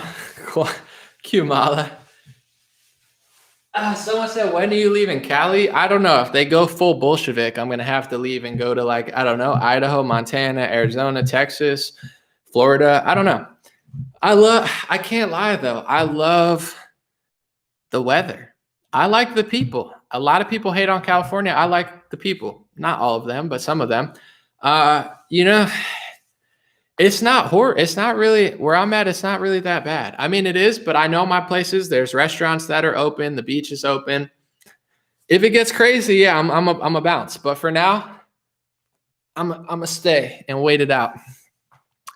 Nathan Kelly said Q had a mass delegitimization effect on the MAGA movement. Conservatives have some serious rebuilding to do. I agree, Nathan. It's not. It started out as getting people inspired to do more research, and that's always great. But yeah, I think for sure it's definitely not only delegitimized it, it's scrambled a lot of people's brains. John Jimenez said, what's up, brother? He said, Anomaly, the book you must read is The Great Controversy by Ellen G. White. If you're interested, I could send it to you. You don't need to send it to me, but you can, I don't know if I'm going to remember it. You can email it to me or message it to me, though. Okay, Lay Reddit said, there's an interview on channel Tomo News US with Simon Parks claiming to have a love affair with an alien and fathered an alien child. Okay, so the guy people are trusting says he has an alien child. He said he has sex with an alien. I've never seen that, but I heard people talking about it. It's so obvious that the dude is fake, but him and like Pragmatic and X22, they're a special type of pathological liar because they don't act all crazy. You know, they don't act like Alex Jones and all. They act so calm and they seem like super chill, so people trust them. They're like, the FEMA camps are for you. They're for you. They're for the enemies. No, the enemies are going to go to Gitmo any day. It's like he's got this like vibe to him where people trust him. Yeah, the dude's a total pathological liar. That's interesting, though. I'll check it out.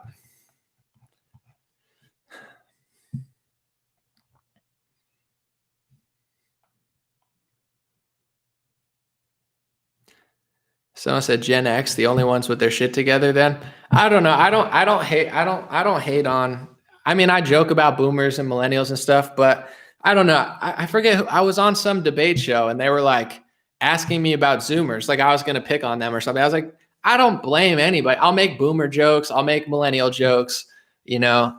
But I don't blame any generation in general. It's like every generation has its flaws. You know, there's a lot of good people. A lot of people messed up, whatever. But I don't know about the Zoomers, the boomers, the gloomers. It is what it is.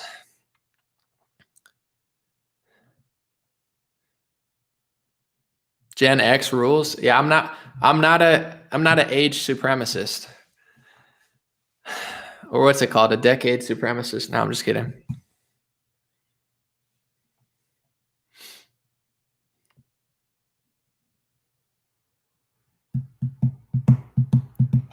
Gulag Gang, swag.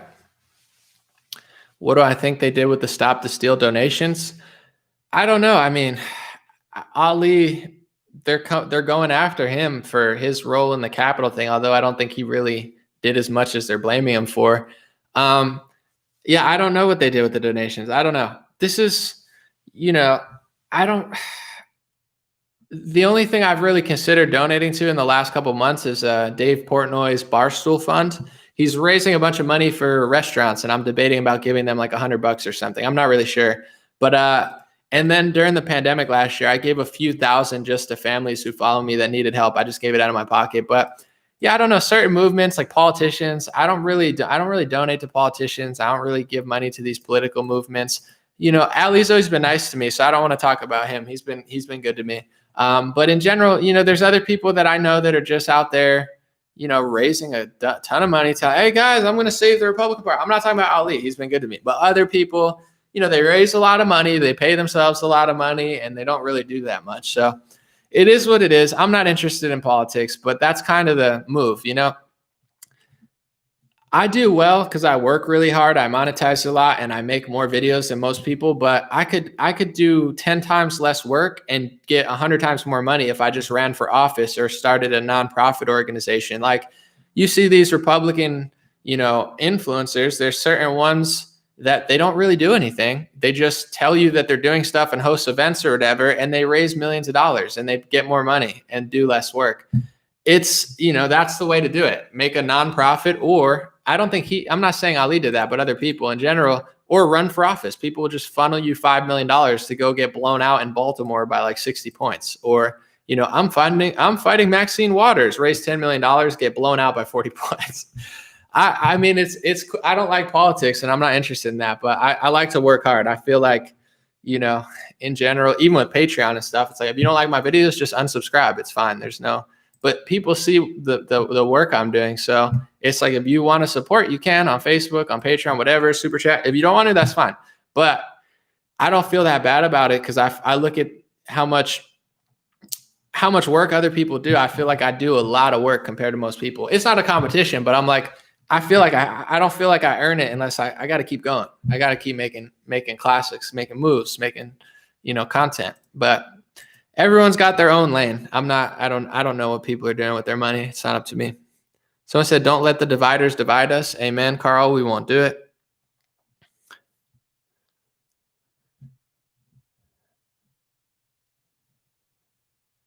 Someone said Christians, prayers for Biden's and Kamala too. Let's say a prayer for them. Maybe, Biden probably has a demon in him. You say a prayer, woo, it flies out of him. No, I'm just kidding. I don't know. He's like, whoa. What? He's like, whoa, I could speak again. I could walk. He starts dancing. You're like, the power of the Lord. Amen.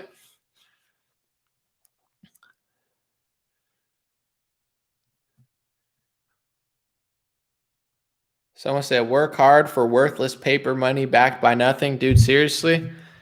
I mean, I get the whole fiat conversation, but it does do certain stuff. If you buy a house, you can buy it with money. If you get an apartment, you pay for it with money.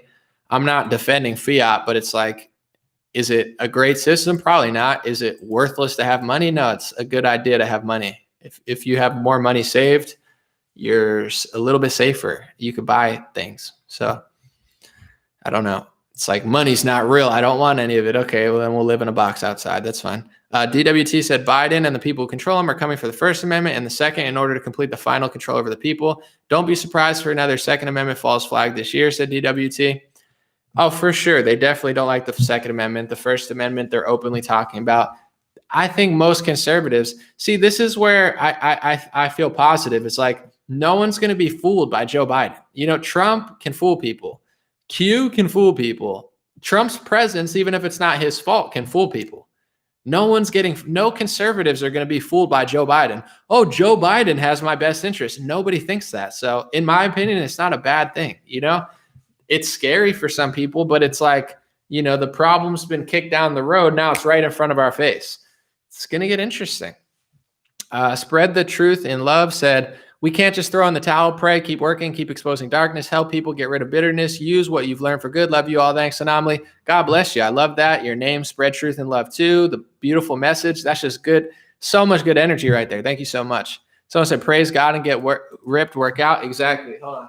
You just inspired me, right? See, that's how crazy the words are. That's why I got to watch what I say on Twitter. I say stuff sometimes and it's like, people argue, vice versa. You say that, I start working out. I start working out, other people start working out. I do jumping jacks, 10 people, 100 people do jumping jacks. I don't know. We still got almost 4,000 people in here between the two streams, So it's like you saying that just got me stronger. I just want to show people the power of good energy and words. And it's like, how could we?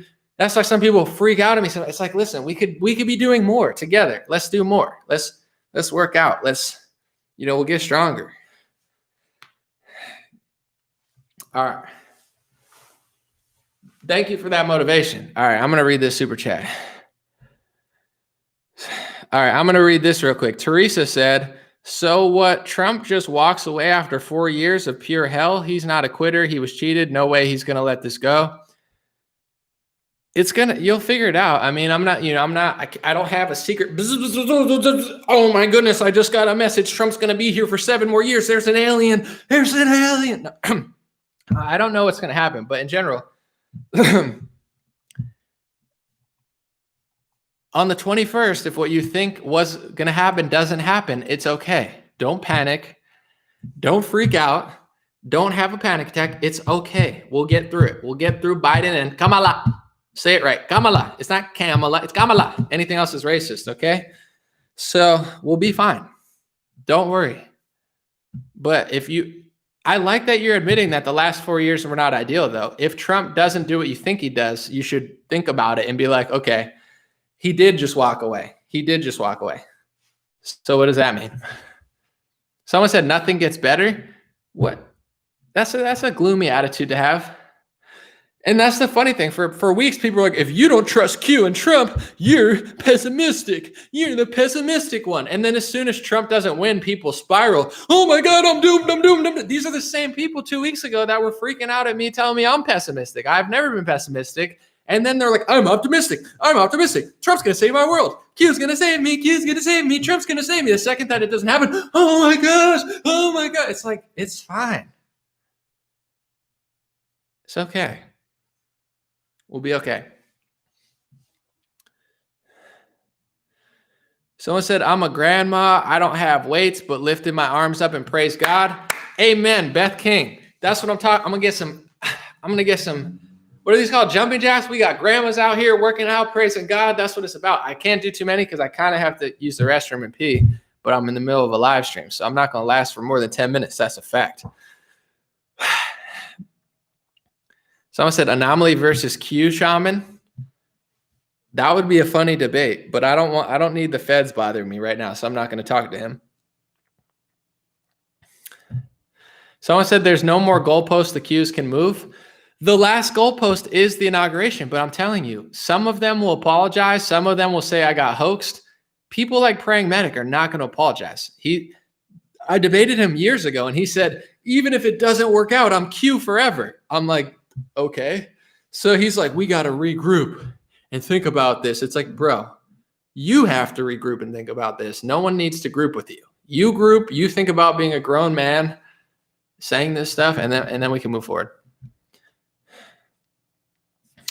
Someone said kettlebells are the way. I have kettlebells too. I got kettlebells. I got weights. I'm upgrading.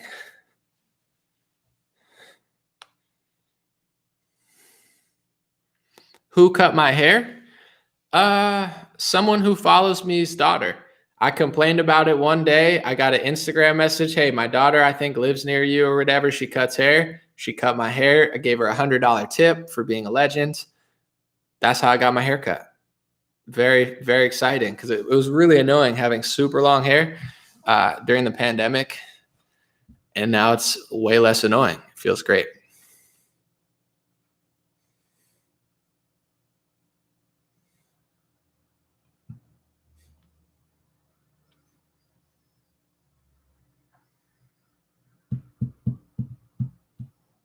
Someone said, dare you to debate Praying Medic publicly? You're acting so childish now. Gail, stop with the satanic inversion wizardry. I'm not acting childish. I'm just really funny. I'm having a good time. I've already debated Praying Medic.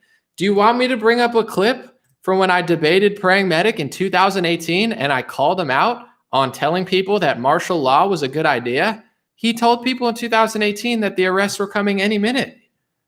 I've debated him 3 years ago, and I said, what if this was a giant psyop to make conservatives okay with martial law? Because before QAnon, you ask 100% of conservatives, and they all say, of course I don't want martial law. That's government overreach. Why would I want that? But after QAnon, that whole audience demanded martial law. I already debated him in 2018. I would debate him again. I would love to debate him after he realizes he's wrong. He already admitted he was wrong about the 6th. He's been wrong about every date he's ever said, and he says he gets messages from God. He's a false prophet. He's a pathological liar. He's an egotistical fraud at best, controlled opposition at worst. I'm tired of these people. The reason that I'm even speaking out now is because it's not even them. I don't care about them. I'm talking about the millions of MAGA moms, the people like Gail, especially women get turned into this. I don't know why. It's the same reason like women vote liberal and they get brainwashed by mainstream media because they're more emotional or something, or they get drawn into the big fantasy narrative or whatever. It's like these people should feel shame for what they did to people. I don't care about him or his theory, but what he did to Gail and what he's done to millions of people's brains, scrambled their brains so they don't know what to believe anymore because they think disinfo is necessary. Do you want me to find the clip of me debating Praying Medic in 2018? I'll find it. Let me find it. And I'll even flip the screen for you so you could see it. Let's see. Let me find it. Dun, dun, dun, dun, dun. Let's see. I'm getting it for you, Gail. It's Gail mail. They call it Gail mail. Mail for Gail. Hold on. Dun, dun, dun, dun. I got a bunch of clips on my computer. Hold on. I don't want to play the wrong one. Let's see. Can I find it?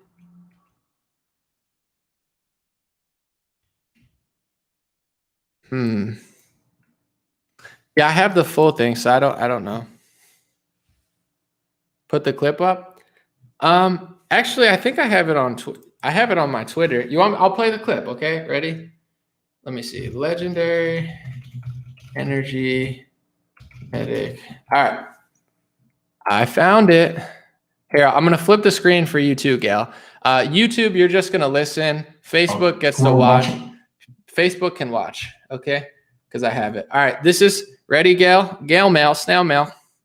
This is me debating Praying Medic. Ew. I mean, my screen is not that dirty, but it looks bad. This is me in 2018. So keep in mind, this is 3 years ago. Board, and Q is having them focus on something over there while something over there is actually going on. That's the necessary part of disinformation. It's purposeful to distract people so they don't know what to focus on and who to trust. It's not just so I can, So hold on, I'm just gonna pause it real quick. He says disinfo is necessary. It's purposely distracting people. It's purposely running people in circles. I'm gonna replay that. He says disinfo is necessary. It's not just to lie to people. It's so they don't know what's real or what's not. So I rightfully asked him if they don't know what's real and what's not, how do you know what's real and what's not? And the truth is he doesn't. He's a pathological liar. Who are hostile to Trump, who are watching the board, and Q is having them focus on something over there while something over there is actually going on. That's the necessary part of disinformation. It's purposeful to distract people so they don't know what to focus on and who to trust. It's not just so I can, And just keep in mind, folks, if it's having that effect on the enemy, it's having that effect on you. Oh, it's running people in circles so they don't know what to think and what to trust. Yeah, it's not just working on the deep state, you pathological fraud. It's working on millions of Trump supporters and MAGA moms who now don't know what to believe because it's a movement that tells you not to believe it. Duh. Put a bunch of crap out there and then I can claim that it's true regardless of how it turns out. There's actually a purpose for it. Well, I think that's very interesting and valid as far as regardless of what's truly happening behind the scenes or not, or what I do think that now that you say that QAnon, regardless of if that is its true purpose or not, I do think it is a huge distraction for those people, because when you have information that is clearly relevant and real and there's links to real stuff, and then he's talking about stuff, I do think that regardless of who it is, that he probably has them on their toes and, running in circles, freaking out. So I don't think I disagree with that at all. I guess my question is, or not even question is, people think that what you're describing that he's doing to them, a lot of people think that he's doing to you, is having you guys run in circles. And I even heard an interesting theory from someone I met in person. He's like libertarian, all in his own zone. But he was like, I think Q's a psyop or whatever to get conservatives and Trump supporters okay with martial law. And that was a whole theory. So this is me in 2018. 2018, 2 years before the lockdown. I said, if it's a psyop for them, disinfo for you. But also, how do you know it's not a trap to get conservatives okay with martial law? That's exactly what it did. That's exactly what it's doing. I called it out in 2018. I'm gonna play that again and listen to his answer. He says Q is a psyop. He admits it's a psyop. Watch this. This is what real foresight looks like, folks. Not fake false prophets using the Lord's name and while telling satanic spells. Let's play. Conservatives and Trump supporters okay with martial law. And that was a whole theory I never heard. I was like, oh, because you guys do seem kind of like, there might be the National Guard. That's okay. So I don't rule out that Q is the real deal and he's scrambling people. But I also, what do you think if he was doing it to us in order to get us to be okay with martial law? Q is a psyop.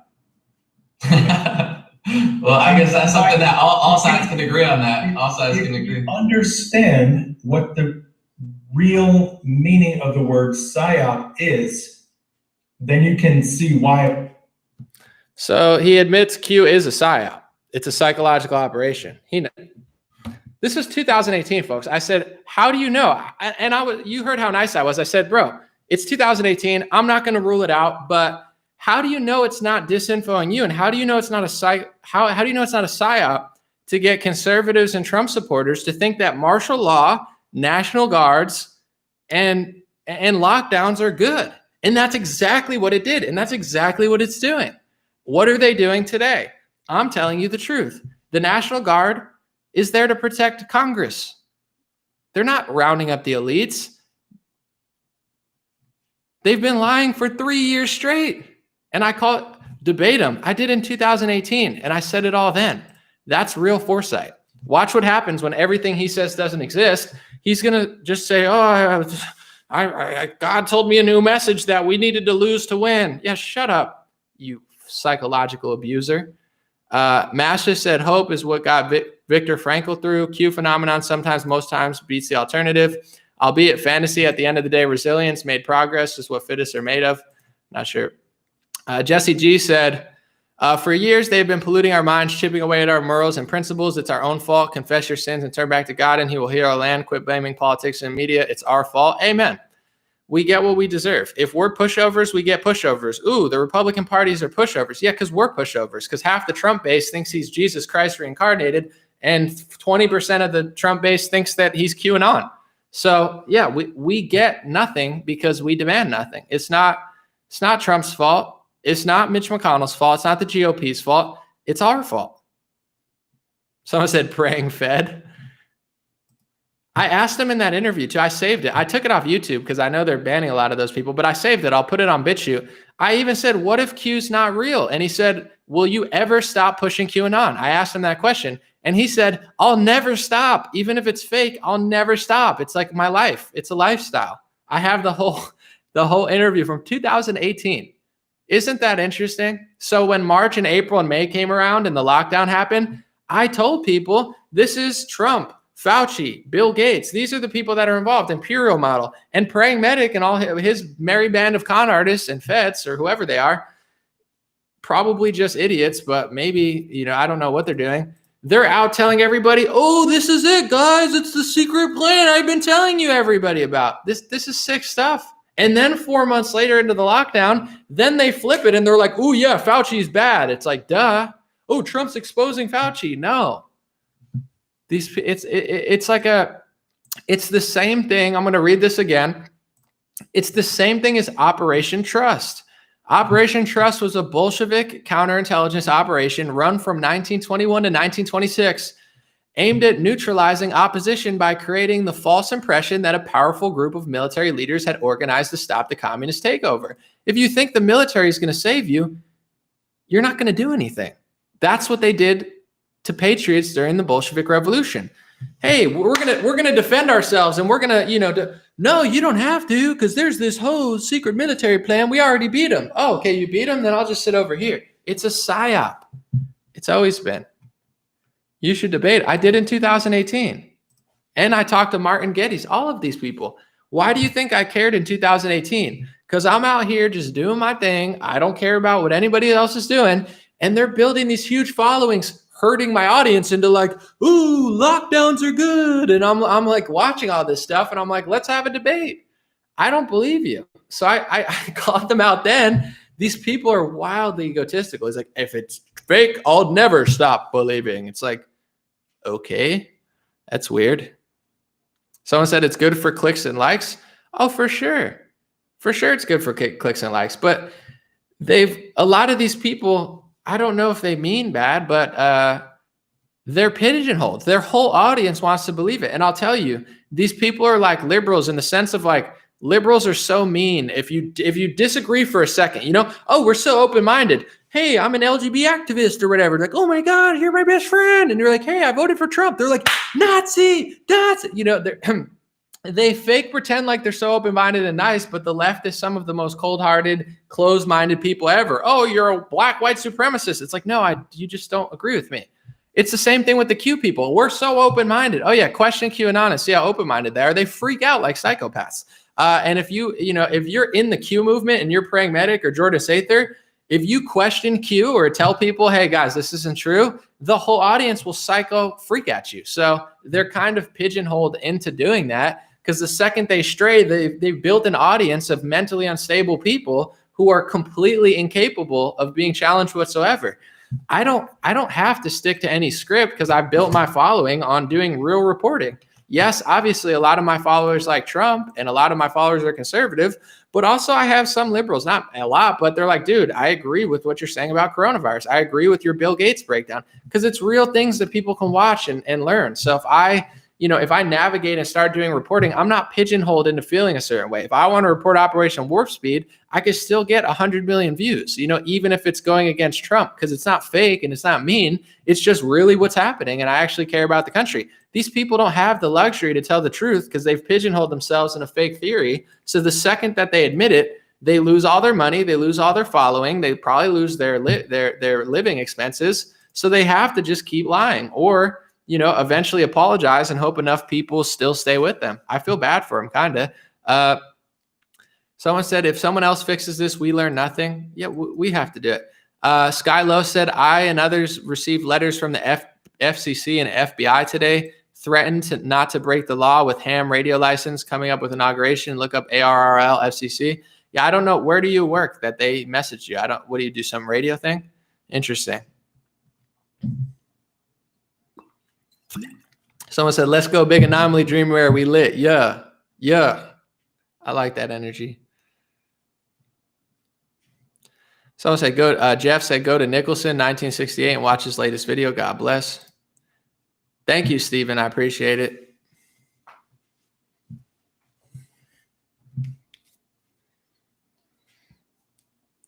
I just got to stretch. Why won't you just shut your brain off and trust the plan? I don't know. When I go to sleep, I don't know if I shut my brain off, but I go to sleep. Yeah, no, I'll pass. Does Trump believe Biden will reunite us? I doubt he believes that. Someone said, let us know what else Patriots would have done if Q didn't exist. Also, didn't the Q information wake people up to the corruption that had no idea? Well, there's pros and cons to everything. I think a lot of people became liberal to conservative. A lot of people woke up and learned a lot about down the rabbit hole. There's benefits to it, absolutely. But I think if Trump and Q wasn't such a big phenomenon in the sense of like people, it's like a religion where you can't question it. I don't know. I don't, maybe we were sitting ducks to begin with. Maybe you're right. There's nothing we could have done. But do you think Biden or Obama could have shut down the country? I don't think so. I don't think patriots, Trump supporters, Q supporters, libertarians, Republicans, gun owners, militias, I don't think people would have just watched Obama or Hillary shut the country down for 2 months and thought it was secretly good. But people allowed Trump to do that because they like Trump and people thought that the Q thing was real. So I don't know. Maybe there's nothing we could have done. But I tend to think that it allowed them a whole year to just crush our way of life and clearly not even allow a single Republican to own any sort of power in the three main parts of government. I mean, maybe we were sitting ducks anyway, but I tend to think that there's no way a Democrat could have got away with this. I don't think if a Democrat was in office, I don't think Republicans would have listened. That's where Trump had a big plan. Not only did he pass the emergency order, Trump extended it past Easter. People don't remember it. I don't remember it was the IHME model, which Bill Gates, of course, his foundation gave over $200 million to or $100 million to, or the imperial model, that big model that Trump looked at. He looked at the model on the wall, looked like that. And then he said, we got to shut down past Easter. And all 50 states followed him for weeks. I don't think If Trump would have opened the economy then, I think all the Republicans would have followed him. If Biden was in office, I don't think any Republican would have followed his lead, or a few. So that's where I think the Q Trump thing kind of comes in play, where it's like, would people have followed Hillary Clinton into a 2-month lockdown? I highly doubt it. I don't think so. So I think it does play a part. But, there's no way to really know. This is all just really, guessing what would happen. I don't have a crystal ball, and I don't think you do either. So.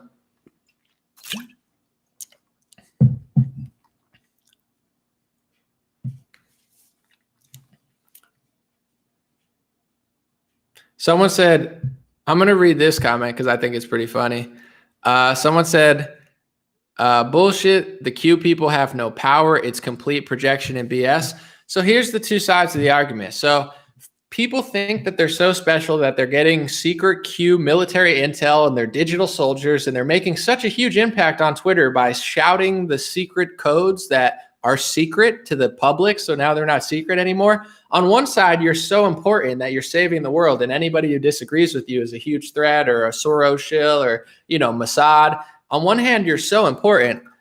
On the other hand, you have no power. I'm just projecting because you have no power. So which one is it? Are you this massively powerful movement of digital soldiers that have secret military intel that's clearly never been secret because you've been shouting it to the high heavens for 3 years on Chrissy Teigen's Instagram account? Or are you this powerless, innocent movement that has no power whatsoever? If you have no power, then what's the point of even following it? And that's the same logic that people give me with Trump. They say, he has no power, Anomaly. He didn't do anything with the lockdowns. First of all, it's a lie. He signed the emergency order. He put together the coronavirus task force. He himself, as the leader of the free world and leader of the country, extended the lockdown past Easter, and all 50 states followed him because he's the president of the United States, and Republicans trust him. So Trump did have a part in it. But the same people say, oh, Trump had no part. It's just Gavin Newsom. It's just Murphy. It's not true. Trump did have a role. But in general, it's like, okay, so you think Trump has no power? If Trump has no power, what's the point of why do you care so much? It's like the same people who tell me Trump has no power because they like to make excuses for him. Then on the other hand, they say that Trump is this secret Aquaman wizard that's going to save the world with Guantanamo Gitmo streams of Biden getting arrested at a secret plan in the inauguration that's not secret because X22 told 1 million people. It makes no sense. You have no power. You have all the power. We're this movement that's saving the world from pedophiles, yet we have literally no power whatsoever, Anomaly. Don't pick on us. And then it's like Trump has all the power. He has so much power that he purposely lost the election to do a sting operation on Joe Biden. But then on the other hand, you say when it's convenient, he has literally no power and he has no authority over the lockdowns, which is obviously not true. It's like, do you not hear yourself? I find it pretty funny. Jeremiah said Trump is Judas. I don't know I'd go that far, but I mean, we'll see how it all plays out. I don't want to make, false predictions or make big statements, but that was a super chat. Someone said re-education camps. I mean, they could try. I don't know. I don't know what they're going to try to do or what they're going to do these 4 years, but I'm not going to be afraid of it. I will keep my eyes peeled. After this last year, they pretty much forfeited the Constitution with the emergency order that Trump signed and just how they went in general. It could get weird. In a way, we're pretty much just, in some sense, we're sitting ducks for whatever they want to do. But that's, can be turned as an empowering thing. Okay, then what are you going to do? Where do you want to live? Where do you want to be? What community do you want to live in? There's things that you could choose. But yeah, I don't know. We're kind of just sitting ducks for whatever they decide to do because they've craftily kind of superseded the Constitution and turned the military and the police against, patriots.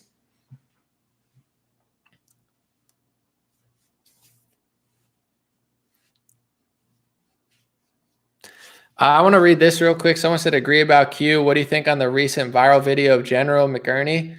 Well, he's another one. I did it when I was live here last time, but he's a general, but he's been caught lying and pushing hoaxes before. I'm going to, what's his name again? General McInerney. I'll find let me see. Sting, Operation, Fox.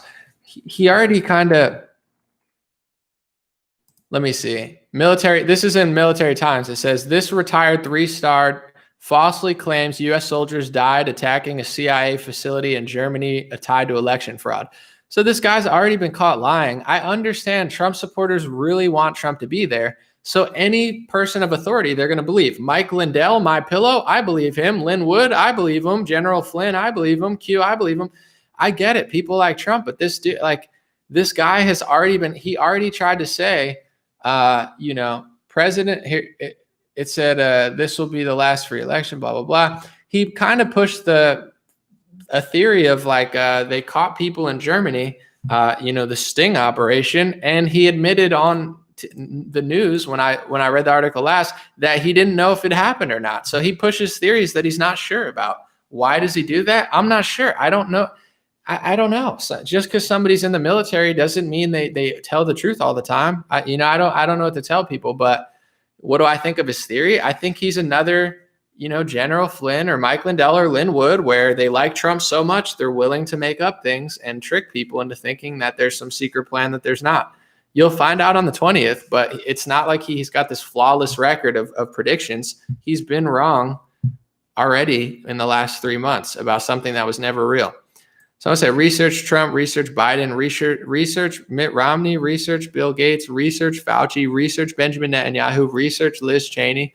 It's a lot of names. DWT wants you to do a lot of research. I hear you though.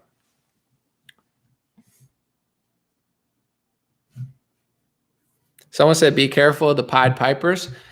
Well, it's sad because these are really just authoritative figures taking advantage of people. Of course, you know, a theory doesn't make sense, but if you see a military guy, it makes sense. Well, General Flynn, he knows. Mike Lindell, he hangs out with Trump. I feel bad, but these people are taking advantage of their positions of authority and popularity, and they're knowingly lying to people, or they're just so caught up in the moment that they don't care about accuracy. I feel bad, but I'm not the type of person that just trusts anybody. So I don't generally, you know, when I hear or see these things, it's like, okay. Someone said, what did Mike Lindell say that was a lie? He said that he's 100% sure that Trump is going to be in office. I'll find the clip real quick. I like Mike Lindell. Listen, I'm not trying to be mean, but it's like, here, let me find the clip. I'll play it for you. Let's see. Here it is. He's on. A guy called you in April, said he had this product. You are now on the board and going to make money from the sale of this product. The reason he reached out to you is because you have the ear of the president. So he gets a meeting with the president and you stand to make money from this. How do you sleep at night? Oh, well, that's not it. Hold on. Here it is. The nation and world. If they hadn't broke those algorithms, we would have all went to bed and said, okay, Joe Biden won, and it was because of mail-in voting. But what happened, I know everybody.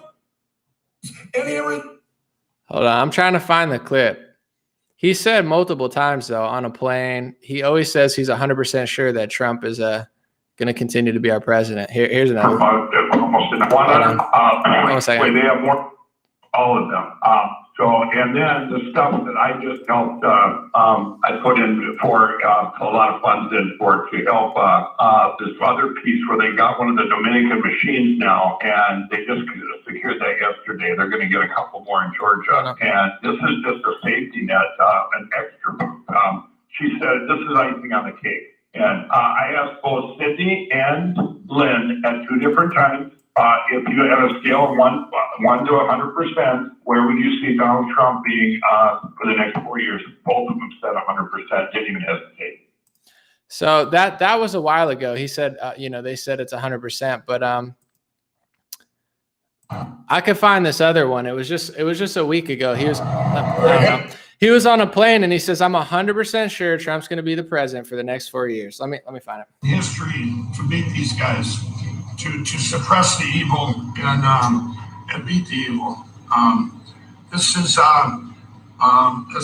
it's a blessing that we're in. We're on election night that Donald Trump got so many votes that actually broke the algorithms of the machines. There it is. This is all going to be revealed. If that hadn't happened, if all of you hadn't voted, our country, if we hadn't all voted because of this great president, those algorithms would not have broke, and we wouldn't be sitting here talking right now. We would all went to bed. They would have been over in the morning.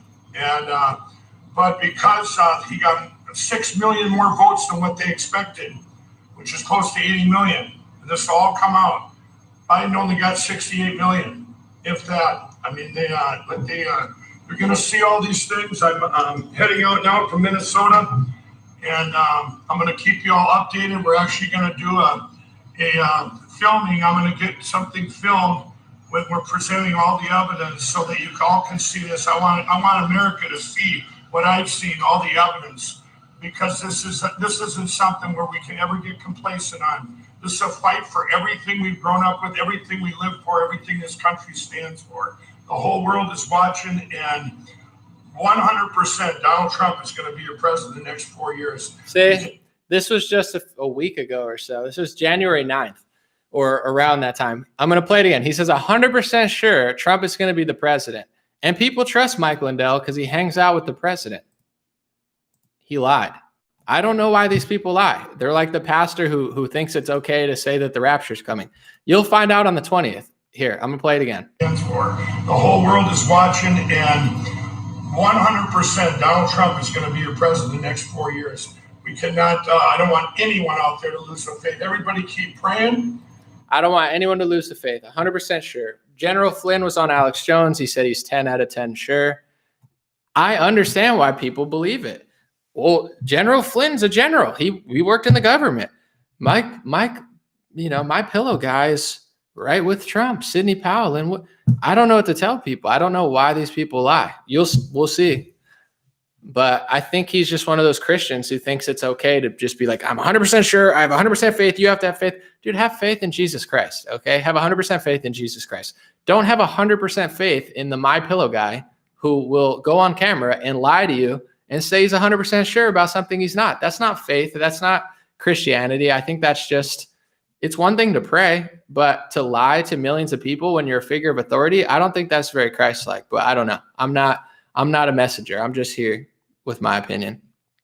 Someone said, why can't he voice his opinions? Well, he can. I'm just saying, if he says, I'm 100% sure, is that an opinion or is that a statement? I'm 100% sure that it's not going to happen or that it's going to happen is not an opinion. It's a statement acting like he's 100% sure. And he's not just a random analyst on YouTube or Facebook. He's a person of authority who hangs out with Trump, so everybody's going to trust him. He's just another shepherd, sheep herding people in the wrong direction, getting people's hopes up just to crush them. So people are going to be emotionally freak out in a few days because they followed all these people who lied. He could say what he wants, but his opinion is he's 100% sure, which is a statement, not an opinion. My opinion is he should apologize to people on the 21st when what he said doesn't happen. Someone said, Tanya said it's all fake and staged, all controlled opposition, Mike Lindell included, nothing but theater. No one's going to save us. Yeah, I don't know how much of it's controlled, how much of it is just people getting their hopes up and being really, confident. I respect a good prayer. I respect listen, it's a long shot, but I'm going to have faith in it. But I really don't respect, people like Lynn Wood who post fake conservative beaver hoax articles about the Pope getting arrested. How is that Christian? How is that helpful? Posting hoax articles, posting Photoshop Nancy Pelosi letters to Ted Wheeler that are so obviously fake that most 17-year-olds would know that. And Lynn Wood, shares it with millions of people and deletes it 6 hours later because he realizes he lied. And then he tells people certain things. And then he gets on Parler the next day and says, I wasn't right. My source was not a good source. I'm sorry. It's like, bro, just get it. Like, everyone's looking to you for guidance. Just be honest. I don't know.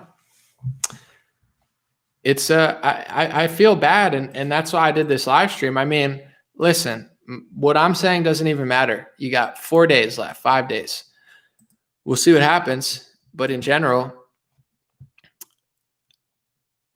I don't know. I find it's not helping the MAGA movement. It's turning a credible movement that, in my opinion, was doing really well for 3 years. You had the economy booming. You had Trump doing liberal things that liberals could look at and be like, wow, that's really cool. He tried to build he built a wall. He was de-escalating the war in Syria. Whether you agree with what he did or not, he had dozens of accomplishments. MAGA was a serious movement. Even if he didn't do everything you wanted him to do, it was a serious, credible movement that was being discredited by the media. But if you looked at what it was doing, It was rooted in reality. It was grounded in reality. And Trump was a real person making real moves for the country. And now what is MAGA besides a movement where people trust Mike Lindell, Lynn Wood's fake hoax posts that he posts on, Instagram? That's like the movement. Like my friends that like Trump, that were super grounded in reality 2 years ago and loved all the real things that Trump was doing, they now trust Lynn Wood and Mike Lindell. It's not a serious movement anymore. These people are derailing your movement and embarrassing everybody. And I know in the echo chamber of MAGA, people will say, oh, it's fine. When they're not right, they'll just be like, oh, it's no problem. Yeah, I was wrong for a few weeks. Not a big deal. Yeah, of course it's not a big deal. Everyone makes mistakes, but like, it's kind of embarrassing. Yeah, of course in the MAGA Instagram echo chamber or Twitter echo chamber, it's not embarrassing because everybody's following suit. But for an outsider or moderate people or libertarians, conservatives, Republicans, and people who haven't completely lost their mind, it's really embarrassing. It's really embarrassing for me. I'm not embarrassed because it's not my fault, but it's like supporting a movement where literally 60% of the people have gone full-blown Looney Tune land. What's the point of making fun of liberals if you're not rooted in reality? It discredits everything that people have built over the last couple of years. It's similar to like, say socialism sucks. Charlie Kirk, socialism sucks. Trump, America's never going to be a socialist nation. But it is. It was, and not just because of Biden. He's going to make it worse. But during the coronavirus pandemic, when Trump shuts down the government, when he does $1 trillion CARES Act, when he allows certain businesses to open, that's socialism/communism. By definition, total control of government. You're able to tell, you make ventilators, you shut down, you do what I say. That was the Trump administration. So it's like you're discrediting yourself because no liberal, like, Cernovich has been saying, economically go left and culturally go right. I don't fully agree with it, but I get what he's saying, where it's like, your economic arguments, no one's going to believe you anymore. Trump went full-blown socialist communist with the lockdowns and the CARES Act and all these, stimulus bills. He had no capitalist answer for the emergency order that he himself declared. So who's going to believe the conservative that acts like they're fiscally responsible? No one, because conservatives aren't fiscally responsible. Rand Paul knows that. Libertarians know that. But no one takes conservatives seriously anymore because they didn't follow any of their morals or values when it comes to the economy. They went further left than Obama did during the shutdown. So that whole argument, the socialism sucks, we're doing capitalism. Charlie Kirk's got to get a new gig or get a more convincing argument. It doesn't work anymore. I agree with the logic of it, but no one believes you because you didn't do it when you had all three branches and you had government for 4 years. So it's the same thing with like if you're going to make fun of liberals for believing in 10,000 genders, shouldn't you be grounded in reality? Oh, you're not in reality. Neither are you. You think Mike Lindell is Moses and you trust a secret message board plan, and 50 million people in MAGA are 100% sure about something that is almost certainly not going to happen. It's embarrassing, the whole movement. It's gone from like a credible political movement to a becoming what the media says you are. We've never been conspiracy theorists, but now you're giving them every reason to make, to make you look exactly like what they said you were. You're becoming exactly what they said.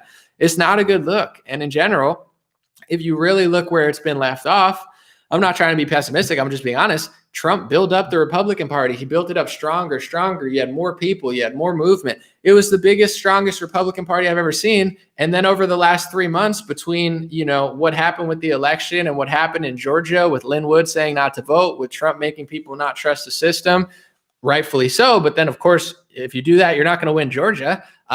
He crashed it right into the ground. Yeah, he built up the Republican Party. Now it's crashed in the ground. Now it's in shambles. Now you don't have any section of government. Federal judges, Trump did a great job. Supreme Court, I think he did a good job. But as far as the actual Republican Party is in shambles. And now instead of having a serious movement that has like a real agenda like the first 3 years, you have 60% of your base in Looney Tune world saying, hey, don't fight with us. We need to unite. Unite under what? Unite under the plan that you think Mike Lindell and QAnon's going to save you? Like, serious people are not going to want to unite with that. So, that's why I say this type of stuff. I'm not trying to be mean. We all make mistakes. I'm not acting like I'm super special or anything. But as a political movement, MAGA and Trump and all this stuff, it's looking really goofy, and it's giving the left every opportunity to seize power, and they have seized power. And at a certain point, it's going to be harder to seize it back because, a lot of these old ways don't work anymore in Corona worlds. You know, there's going to have to be some better arguments and stuff, but we'll figure it out. But I think the first step is in a week or 2 weeks, people need to reflect on the last year and a half, not just hallucinate Aquaman theories. Be like, listen, I like Trump. I like, libertarian, conservative values, whatever it is. I like our first 2 amendments. Here's what we got to do moving forward. If people can be adults and realize the mistakes that were made and work to build them, we can win in the future. But if everybody's, going to just do the same thing that they've done the last 2 weeks, I have to say, if you compare MAGA in the last month to MAGA a year ago, it's night and day from like serious movement to not serious movement. Someone said this was a coup. I mean, there were multiple coup attempts, I think, over the last 4 years with all these, ways to try to get Trump out. I believe that they really, threw everything at him. I hear what you're saying, but at the end of the day, it's up to him. Let's see what he does. Is he going to do something, or is he just going to leave office? We'll see. Someone said we're screwed. No, don't buy into that. It's okay. If you look at history, look at the Russian Bolshevik Revolution, okay? Look at what happened there. Did it stay that way? Is Russia that bad right now? No, Russia's better than it was then. That's why the media hates it. It's funny. It's like they prefer the Bolshevik Russia. I'm not a fan of Putin Russia. I'm not Russian, but it's like Putin's Russia's better than Stalin's Russia. But the media would rather probably Stalin's Russia. But in general, things happen. Bad things happen. Good things happen. If it's, truly end times, there's greener pastures coming. If it's not, you'll get over it. Don't buy into the fear. This is the trap.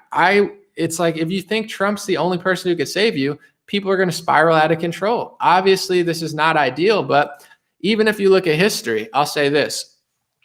If you look at some more movements, now, you have every opportunity over the next 2 years to get tens of millions of people on your side. Biden and Kamala are going to piss a lot of people off. Biden and Kamala are going to go further left, and it's going to make people in the pendulum shift to the right. So you have an opportunity to capitalize on this and really crush in 2 years. But if everybody wants to be afraid, oh, I'm so scared, oh, we're doomed, we're done. Yeah, then you're done, because you put your whole faith in one guy, and then, when it doesn't work. And that's why I say this stuff too. It's like, if you want to, I like Mike Lindell. I think he's a really interesting, nice guy. And I don't agree with what he's saying, but whatever. I think he means well. In general, though, if your whole faith is in Mike Lindell and then Mike Lindell disappoints you, or whoever, Pompeo, whatever, then you're going to spiral and be like, oh my gosh, it's all done. Yeah, you only think it's all done because you put your entire faith into Trump and Mike Lindell. If your entire faith isn't in Trump and Mike Lindell, it's not that shocking that this is happening. It's okay.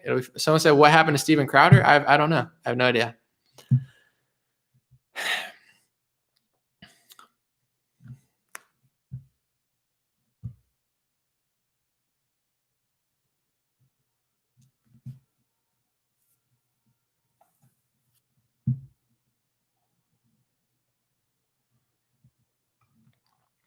I want to read this real quick. Katie said he had all 3 branches. Seriously, Republicans are 95% rhinos, deep state intense. They entrenched. They continuously blocked him. Okay, so if that's the case, Katie, then why would you be panicking or whatever over him not winning? If that's your theory, it's like, okay, Trump couldn't get anything done even with House and Senate because they're all rhinos. Then why would it even matter if Democrats or Republicans won? I don't disagree with you. Yeah, there's a lot of rhinos, but it's like the same people that are like, Trump couldn't get anything done because he had no power. He has all the power in the world. He has no power. He's going to save us. If he doesn't have power, he's not going to save you anyway. So at a certain point, you're going to have to get over your like hero complex with them. I'm not disagreeing with you. There's a lot of rhinos, but you get what I'm saying? The same people that have their utmost faith in the Trump are the same people that will then say he has no power. I agree. Okay, then now what? So if he has no power, why is your entire faith in somebody that clearly couldn't get things done because of the rhinos? Noah says Anomaly's a grifter. I'm the opposite of a grifter.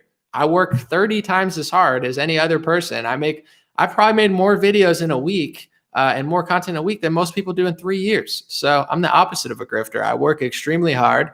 I do videos. I do research. And although I'm not overly prideful, because pride is a sin, I am proud of the work I've done. Look at the work I've done over the last years. The compilations I've made and stuff. It's the opposite of grifting. Find one person in MAGA that's done that many breakdowns, 15 minutes long, sourced 40 times, that educate people and cut through a lot of the spells like Corona and stuff. You're not going to find it. So I'm the opposite of a grifter, but tell yourself whatever you want to.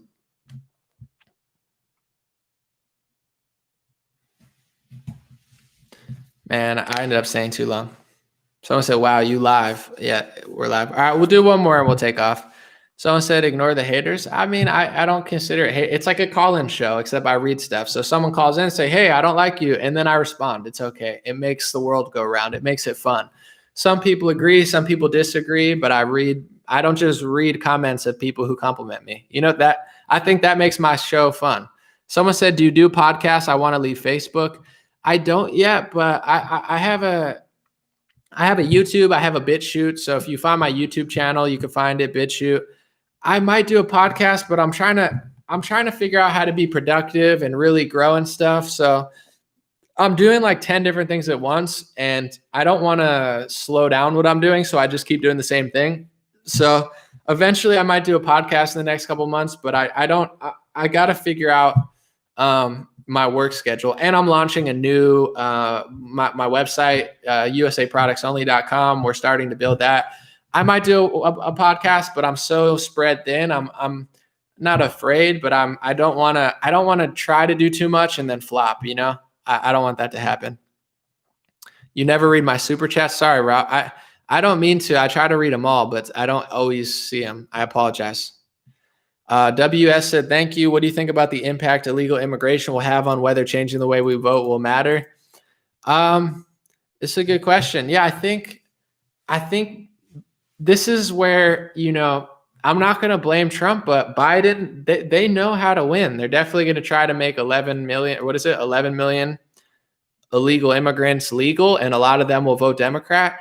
I don't understand why Trump caved on DACA. I understand why. Like, I know some illegal immigrants that are super nice and they're just trying to go to school and stuff. But, Trump ran on the platform of not doing mass amnesty, and then he kind of tried to strike a deal for mass amnesty. Obama does something unconstitutional, but they don't do anything about it. It's like the Democrats seem like they're playing 5D chess and the Republicans are moving in slow motion.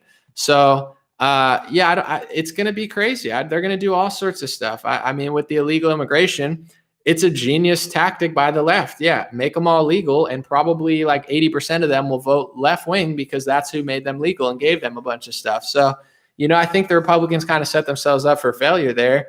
We'll see, though. I mean, my job is I just want to do good work. I've gotten thousands of messages. People, I get messages from people that are into rap, people that are liberal, Hispanic. People get what I'm saying because I'm not a liar. So, my job is going to be the same. I'm still going to try to do real things and convincing arguments. But yeah, I think Biden's got quite a few, or whoever's running the show behind Biden, have a few tricks up their sleeve. Someone super chat said, you got really defensive when someone asked if you're actually Isaac Cappy. Wait, now it all makes sense. If you want to believe I'm Isaac Cappy, knock yourself out. It doesn't even make sense because I've been making videos before Isaac Cappy was around, while he was around, and after he was around. But it's not like I disappeared when he was there. But find a picture of Isaac Cappy, find out how tall he was, find out how tall I am. Isaac Cappy was probably in the 5 feet. I'm 6'3", so it doesn't even make sense. If you want to believe I'm Isaac Cappy, though, knock yourself out. But I could guarantee you it's not true. Charles Wan said, this World War III is ramping up, globalists versus nationalists. They've been preparing us for decades. Now they have the U.S. We're in a really bad spot now. Yeah, Charles, here's the interesting thing. I understand what you feel, and thank you, brother. I appreciate you. You've been supporting on Facebook, I know, for a while too. There is going to be a moment where the globalists versus the nationalists, but I'm trying not to be, I don't want to be like a downer about it because I'm not sad. But I've been reading a lot of historical books. I've been doing a lot of research more than ever, reading books from World War II, World War I, reading defectors from communism, all the angles to it. And what I'm really realizing is the globalists know exactly what they're doing. The globalists are playing 5D chess. The nationalists in this country don't understand nearly as much as the nationalists did back in World War II. Like, our version of nationalism is so far from what's going to help us. And I'm not trying to be a downer about it, but I feel like Republicans and conservatives, if they really want to be effective, they need to learn and research certain things, because it's like the globalists know exactly what they're doing, and the nationalists are being led in a direction that's not even really nationalism. The Republican movement, the biggest backers, I don't know how to say this without people calling me like racist or anti-Semitic, but I'll just say it anyway. The biggest backers are people like Sheldon Adelson. So the Nationalist Party in America is not really nationalist. It's a Zionist party, and they're serving the interests of a country that has their priorities for themselves over America. So this is, there needs to be some sort of awakening, I think, on the conservative movement, because they're not, the nationalist movement in America is not really nationalist. All of these nationalist, socialism sucks front groups and stuff, they're all Zionists. They all serve a different master before America. And it's not, I'm not being hateful, but you can't serve two masters. So if you're American and you don't serve America, eventually America's not going to be there anymore, because your nationalist movement's not serving your own country. Same thing with Israel. If Israel was serving Syria before themselves, they wouldn't exist for very long. But Israelis know how to serve themselves. They know how to, lobby American politicians to serve their best interests. And as their country and economy grows, America will decline, because there is no true nationalist movement in America. And, the more I read about history and World War I and World War II, I think at a certain point, people understood that.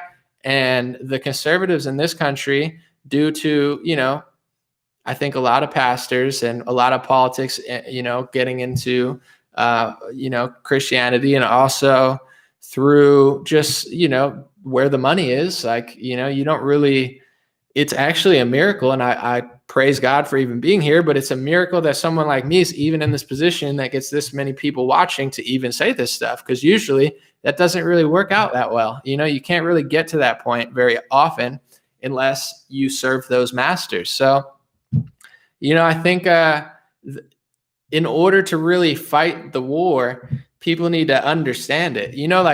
It's with the China thing too. Like, we're fighting China. Like, you're not really fighting China. I know China doesn't like America and America doesn't like China, but the politicians you think that are fighting China are not really fighting China, because they're not a serious nationalist movement. They're not a serious America First movement. They're serving money interests in foreign countries and war agendas over the American people. An example is during the pandemic, what I found out with Sweden is the reason that they didn't fully lock down was because they have a constitution. So their leaders, I think it's worded differently and it's more specific, but their leaders came to the conclusion that they don't have the constitutional authority to do a lockdown. And I've heard that that's why, and I've read and I've talked to people in Sweden, that's one of the main reasons they didn't lock down. It wasn't just a scientific smart move on their part. They have a constitution, and it's worded in a way where they felt they couldn't do a lockdown. We have a constitution. We have one too. We have the First Amendment. It's pretty clear. It could be more clear, but Trump declared a national emergency. In this book, I could read it if you want, Behold a Pale Horse. It specifically talks about this. I don't know if you guys can see, but this whole chapter, I'll just show you. You can probably see it on Facebook. This whole chapter says HR 4079 and FEMA, Federal Emergency Management Agency. This explains the exact acts of how they passed bills and legislation when a national emergency is launched that you lose constitutional right. The reason you lost your constitution this year and the Supreme Court didn't do anything about it is because technically they wrote this into law decades ago. So we could have fought the globalist Great Reset attempt, but Trump wasn't really fighting it, because Trump isn't, he's more of a Zionist than a nationalist. I'm not saying that's why he made that move, but why is he working with Pfizer and Moderna so much? If he's so against Bill Gates works with World Economic Forum, the Imperial Model, the IHME, Fauci, Fauci's on his vaccine councils. If Trump's fighting Bill Gates, then why is he funding Bill Gates' operation? Why is he funding Moderna and then pushing it out and rushing it through FDA safety approval? Because Trump wasn't really fighting for us last year. And I realized that, and I told people in April, March, and May, I still voted for him because he's obviously better than Joe Biden, and I thought there's still a glimmer of hope with him. But, people don't want to think like that. They just want to think that there's a real nationalist America First party in this country, and there's really not. So in the attack of like globalists versus nationalists, the globalists are crushing on every level of academia, media, communications, applications. The globalists have everything. The globalists know exactly what they're doing. They're playing 20-dimensional chess. They're buying up farmland. They're buying up this. They're buying up that. And the Nationalist Party is not even a nationalist party. So, and that's not me being a downer, but in order to win this, battle that you think is happening, you got to figure out we have to figure out why we're not winning. And it's blatantly clear is because they're playing 10,000 dimensional chess and we're playing a game of checkers where the board is backwards. And if you try to tell people to turn it around, they scream at you. It's a battle that we're not going to win unless people get more educated on it and more willing to self-reflect on why things aren't happening, because they're not happening for a reason. People just don't know that reason because no one really talks about it. Charles said, no doubt, people need to wake up to the real threat. Americans need to unite if we're going to win. We have a long way to go. I hear you. Stay Wild Moonchild said, please start a book club so some of us can read the same books and discuss and learn together. I try to tell you most of the books I read and I'm reading, I try to, shout them out, but I'll show you I'm getting every book from every crazy leader ever. Like this is a Mao book. I don't like Mao, but I want to read what he said. I'm getting all the books like that. I have all the ones from World War II, all the leaders that they talk about. I'm getting all the books and I'm reading all of them. Why? I don't know everything, but I know that if I read what they actually said, you have a way better chance of actually understanding it. If you watch a documentary about what happened in World War II, are you really getting the real story or are you just getting what they want you to think? If you read, I realized what communism is because I read what Karl Marx said. I don't need secondhand information from Dinesh D'Souza. No offense, I like Dinesh. I'm just saying, once I read the book, I understood it more because I was like, oh, that's what he literally said. Same with all these books. It's like, once you read them, you're like, dude, people don't know what they're talking about, which is why, you're doomed to repeat history if you don't understand it. And I think that's, to an extent, what's kind of happening. Real Time said, do you believe Biden really won? Do you believe there was voter fraud? Do I think there was something going on? I think so, but I don't think Trump did anything about it. And I think this is a losing argument. So this is why. They're looking to ban people and censor people who talk about the election. I can't overturn the election. Trump could have done it. The Supreme Court could have done it. Trump fell short. The Supreme Court fell short. So what advantage is there for me harping on this for 4 years? If Trump doesn't do anything to protect it, or he can't, and he ran out of options, are we going to learn? Are we going to evolve? Are we going to make sure next election is better? Or are we just going to sit here for 4 years like a Hillary supporter and just say, we didn't lose, we didn't lose? I'm more interested in building, learning, self-awareness, getting a stronger and better leader, figuring out a way to do it. I think to some extent when they shut down the vote, and, just waited, that's terrible. That's very alarming and sketchy, but, their strategy to overturn it didn't work. So I'm not going to spend 4 years just sounding like a broken record. I have other work to do. Ross said, if you want to know who rules you, just ask who you can't question. To some extent, I hear you. This whole lockdown scandemic with the lockdowns, the tyranny against freedom of assembly, said Jeff, the Muslims to silence freedom of speech, NRA bankruptcy, and now possible martial laws, anti-constitutional. Absolutely. I just want to read this real quick because I'll go to the chapter because it's the reason I even did this stream is because all this wisdom, all this really, if you don't even have to believe this book, the second step would be to just go look up the legislation on the government website. But they wrote it into law under Nixon that a national emergency used to mean war. They wrote it into law to mean if there's a war, it's a national emergency. The Nixon whatever legislation changed it to anything. It made it so broad that they can declare a national emergency over anything. And when they declare a national emergency, there's certain things that happen.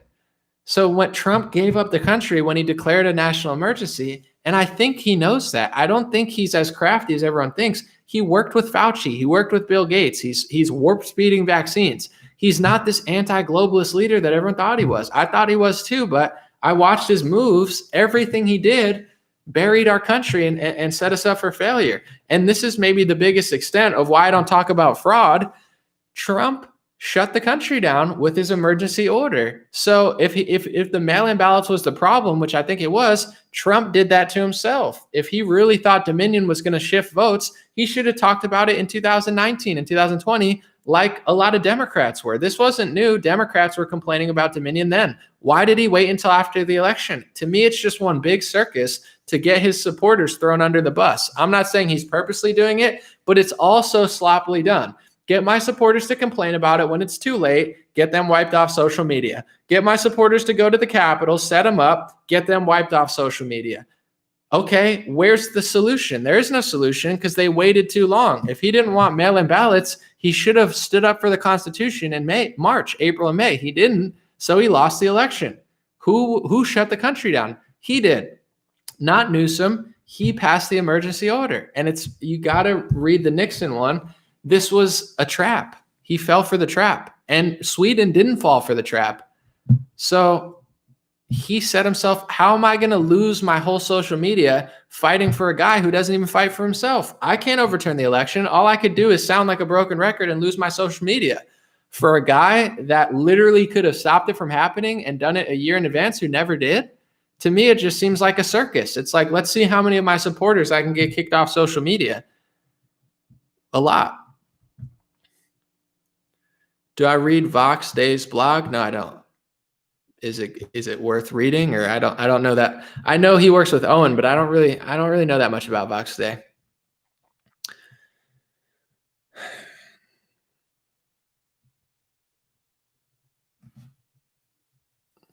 Someone said whoever told Trump to declare a national emergency is betrayed him.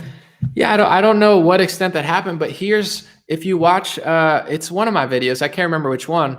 Ivanka talked about how Trump was working with Moderna in January. Trump might not be who people thought he was. He might be, but why was he striking deals with Moderna in January and then locking down in March? He could have been in on it. I know people don't want to feel this way, but maybe he got, but that's the thing. It's like, okay, he has bad advisors, but he listens to the advisors. Like everyone's like, man, it's not Trump's fault. It's Kushner's fault. It's like, so this is like the paradox of people. It's like on one hand, people say he's a 5-dimensional IQ 5,000 wizard who understands everything and is always playing 5-dimensional chess. On the other hand, people treat him like he's an idiot. They're like, Trump is the smartest person in the world. He never makes mistakes. He's playing 20D chess. Okay. But Trump always gets fooled by his advisors. It's not his fault. It's his advisor's fault. So if he's so smart, why does he get fooled by his advisors all the time? Something's not adding up in the whole Trump theory. It's like he's either the smartest person in the world or constantly gets fooled by his own people. One of them has to be true. It's the same with, he has no power, but he has enough power to bring down the deep state. So he has all the power in the world, but he has no power. It flips. It's like a game where it's like when it's convenient, he has all the power. When it's like not convenient, he has no power. He knows everything, but he clearly doesn't know anything because he constantly gets fooled by his advisors. It's something in these people's theories not adding up. I don't know which one it is. I think he's a smart guy. I think it's a tricky business. I think it's harder than people think, but I'm just saying. Let me see. Carl said, how is it possible that the top university history professors and majors don't see our history mistakes? Well, communism, socialism, Bolshevikism is running rampant in schools. I want to read this Washington Post recently. Hold on. Let me see. I'm going to get the article. It was written by Whiteness or something. This was written by a professor. It was Washington Post said, to understand Trump's support, we must think in terms of multiracial whiteness. And it shows a picture of like Enrique Tarrio or whatever, Tarrio. It's like, so they can't come to grips that there's some Black and Hispanic people who like Trump. So they're now trying to blame Black and Hispanic Trump supporters on white people. It's multiracial whiteness. Who wrote that article? Christina Beltran is an associate professor of social and cultural analysis at New York University. She's a associate professor of social and cultural analysis at New York University, NYU. That's a good university. So a professor and assistant professor at NYU is making up a fake term, multiracial whiteness. They hate Christians. They hate white people. But the reason, and I've said this for a year now, They hate white people and Christians because they see that as their opposition. They don't really hate white people. Half of them are white. They don't really hate Christians. They hate themselves. They don't like conservatives. They don't like people who vote against communism. So who votes the most conservative? White people and Christians. That's the biggest voting demographic. And it happens to be the biggest demographic in the country. So they're trying to make it smaller to assume power. Do they love Mexicans? They don't give a crap about Mexicans or Hondurans or anybody from South America. They care about power. You think Joe Biden loves Latinos?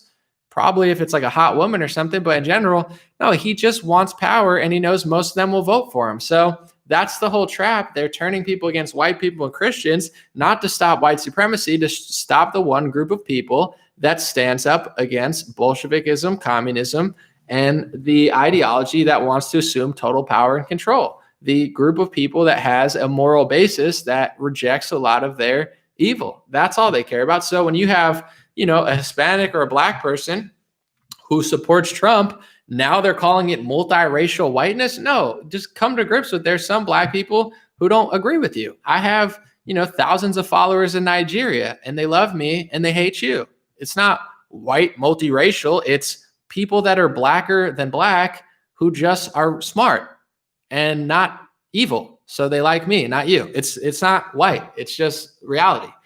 It's like, Kamala Harris. They're like, oh, it's so race. It's like, look at my skin color. I'm part Puerto Rican, but look at my skin color. Just wait until I get tan and then look at Kamala's. It's not a competition, but it's like, how am I racist against somebody who has lighter skin than I have? Like, okay, well, it's about being dark. If you're too dark, you get pulled over. I'm darker than her. So am I the victim when she talks to me? No, it's just like, well, I don't even understand. Like, man, you don't know what it's like to be this dark. You're not even dark, which is fine. It's not about skin color, but you say it is. And then you like put the whitest people in block. I mean, the white supremacy is taking over. So here's Joe Biden. Joe Biden, he's the whitest person ever. And he's an old white guy. Oh, I hate old white people. So you put in an old white guy and Kamala Harris, whose skin is lighter than mine, which is fine. It's not a competition, but it's like, on what planet are, like, look at some of my followers from Nigeria. They're 20 shades darker than Joe Biden and Kamala. Mr. Brownstone said, anomaly, keep dropping gems. Thank you. After my debate with Young Pharaoh, I'm popping in the hood too. People tune in from everywhere because I debated Young Pharaoh. He's got a big, black audience, and I dominated. So now, you look at I have a diverse multicultural following of people who aren't idiots. So it's like, it's a multiracial whiteness. It's this multiracial new strand of whiteness that's blacker than me. No, Betty, or whatever your name is, university of professor. Oh, I have a degree to spew propaganda at New York University. Wow. It's called people who don't like you, who have different colors. These people are so weird. And I'm like weirded out to I shared it on Twitter or YouTube. And I'm just like, can I even joke about this? Are they going to call it a racial thing? Someone said, do you think he was influenced by Ivanka too much? I don't want to speculate or point fingers. I don't really know what happened with Trump or why he does certain things, or I don't know. But I'll tell you what, like, this might not be politically correct to say, but I clearly don't care, and I'm not mean, so I'll just say it. Ivanka is married to Jared Kushner. They pass laws, Kushner and Dershowitz are standing next to Trump. What is the anti-Semitism executive order that Trump passes? If you look up their anti-Semitism laws that they're pushing on the State Department website here, there, one of them says you can't say that any Jewish Americans are more loyal or equally loyal to Israel. They want to make it illegal for you to say that. Jared Kushner obviously has a huge connection with Israel because he's Jewish and he knows Netanyahu very well. So Trump's main kingmaker in his administration was Jared Kushner. It's illegal to say that Jared Kushner likes Israel. It's a factual statement. Jared Kushner loves Israel. And of course he has loyalty to Israel. Why wouldn't he? It's not a mean thing to say. It's a fact. So Kushner and Adelson, who's the biggest GOP donor, they absolutely were the biggest influences on the Trump administration. No question.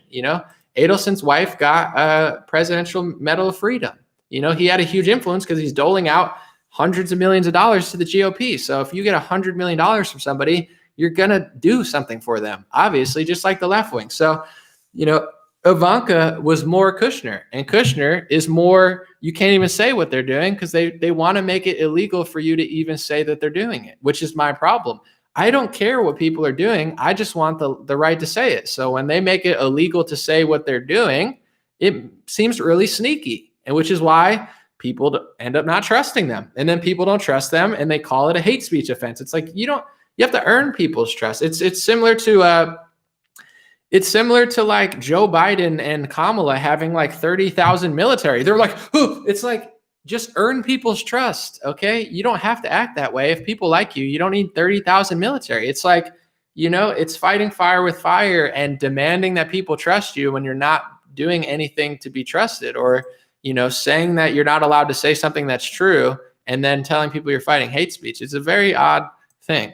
Someone said AOC blamed Facebook for Capitol insurrection. They hate Facebook because conservatives are doing well on Facebook. If you look at the top 10 users on Facebook of shared links, it's always conservatives. Now that they've unrestricted my page, they can't hang with me. I could get 30,000 shares on a post. That's why they hate Facebook, because conservatives are going viral every day because we make better content and we make better arguments, and people have figured it out now. So yeah, they hate Facebook because although Facebook can be rigged and obviously censors a lot, conservatives are dominating liberals and CNN on Facebook, and they can't stand it. So AOC, they want to destroy any, that's why they're saying, ooh, now they're podcasts. Why are they going at podcasts? Because podcasts are where people make content and they don't get censored as much. It's so obvious, but it's all good. That's why they're going for Facebook, because although they censor a lot, conservatives are constantly outperforming.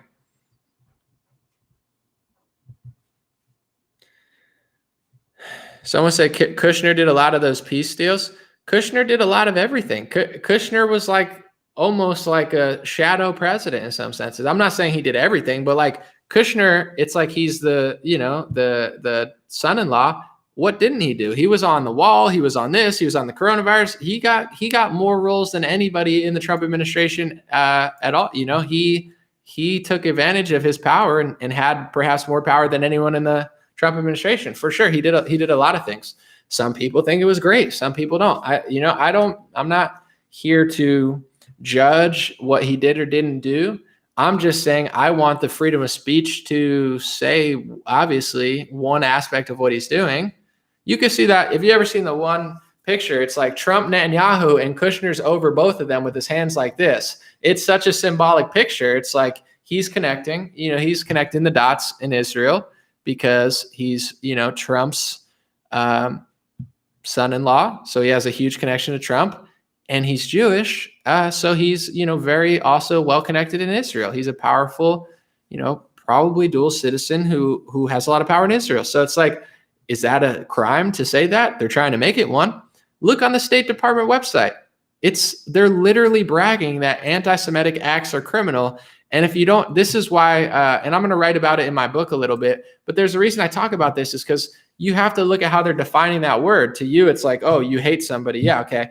That's not what the word means. They're pushing this definition that has 20 prongs to it, and they're trying to censor any criticism of pretty much anyone powerful, because if you look at who's running Facebook, YouTube, CNN, they are that ethnicity, and they have protection. So you're not allowed to say this. You're not allowed to say that. They're passing laws for powerful people, so you can't criticize them. So eventually, you're going to look around, and if you try to talk about some of these people you don't like at CNN, you're going to find it illegal like it is in England or Canada. And you're going to wonder why it's illegal. You're like, I'm not doing anything mean. I'm obviously not a hateful person. It's because Trump and Republicans passed and started rolling the ball to pass those speech laws. And they don't just protect who you think they protect. In fact, hate speech and speech laws shouldn't exist with the Constitution. That's why we have the Constitution, because hate speech and speech laws will always be abused. That's the whole point of them. So there is no such thing as passing a speech law to fight for free speech. It's a total left, right-wing thing. You think you're fighting them, and they just sneak a bunch of bills in when no one's paying attention. But you guys get it. Someone said the only people at Biden's inauguration will be the military. it's kind of funny because he has a packed inauguration, right? He finally got the crowded inauguration he deserves. 30,000 people. I'll do some videos next week, but we need to social distance. If you go to Christmas, you're a bad person. But there's 25,000 troops or 15,000 troops sleeping indoors. So you can't go indoors, but when the military goes indoors, that's okay. You know why? Because they don't believe in anything they say. When it's convenient for them and their power, they'll break the rule every time. They're total hypocrites. Okay, you can't go to Christmas, but we're going to bring over 15,000 illegal immigrants who've been in big groups crossing 3 different countries with no papers. Is that scientific? They have no medical papers. No, it's BS. It's so obvious. People know this, but I'm going to put that into video format soon because it's like they've treated us like slaves for a year and a half, and every time that it's convenient for them, they just make up a new rule. Listen, I believe in science. If it's science for me, how is it not science for 15,000 people with no medical papers that have been in packed groups for a month? It's like you almost have to laugh at it because, or else I'd just be frustrated all the time. I laugh at it because I don't want to get annoyed. Who's the smartest person that I know? That's a good question. I don't know. I'm going to have to sit on that one. I'll say this. The smartest person that I ever interviewed, or at least that I thought was smart and really interesting, was G. Edward Griffin. If you could find that interview, he wrote Creature of Jekyll Island. He was the guy in the Yuri Bezmenov interview. And he was also, he was the guy who warned about like communism like 50 years ago. I'm super pumped to get that interview because he's like 89 years old. He looks great for 89. He looks like he's 70. He sounds great. He's still got his mind. He's chill. He doesn't like have any physical problems. He doesn't look that bad. But he was very wise, very cool guy. That was probably the smartest person I've ever interviewed, G. Edward Griffin. I'm glad I got that. One's a legendary interview because he's 89 years old and he was killing it. So that was awesome. I'm going to stick up for, this was another legendary, just like hangout interview, but I love talking to Roseanne too. I feel like she's people think she's like really dumb or crazy, but she's like a mad genius. Like she's super smart as well. But G. Edward Griffin, I love the chat with him, but everyone's like, Roseanne's crazy. It's like, no, she's really smart. She's just like uncontrollable smart. She just throwing out energy beams at everyone. They can't take it.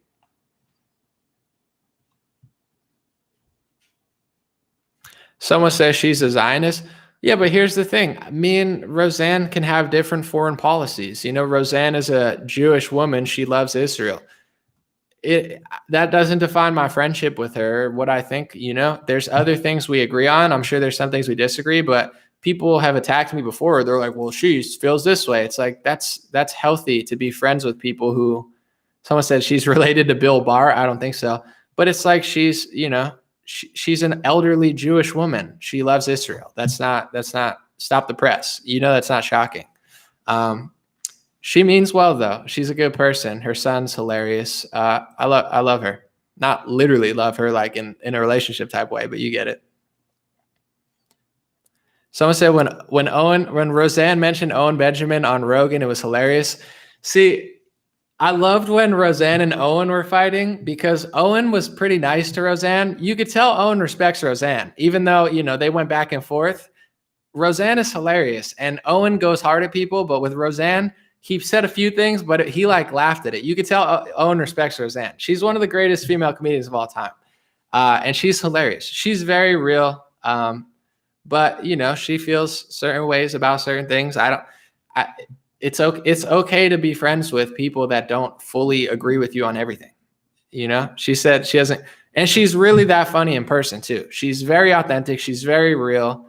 She's always been nice to me. She's never complained or tried to censor me on anything I've said, and vice versa. She's fantastic. She can't sing the national anthem. That was pretty funny though. It was a botch, but it was also like an iconic moment. That was one of her most iconic moments ever, singing the national anthem. It's pretty funny.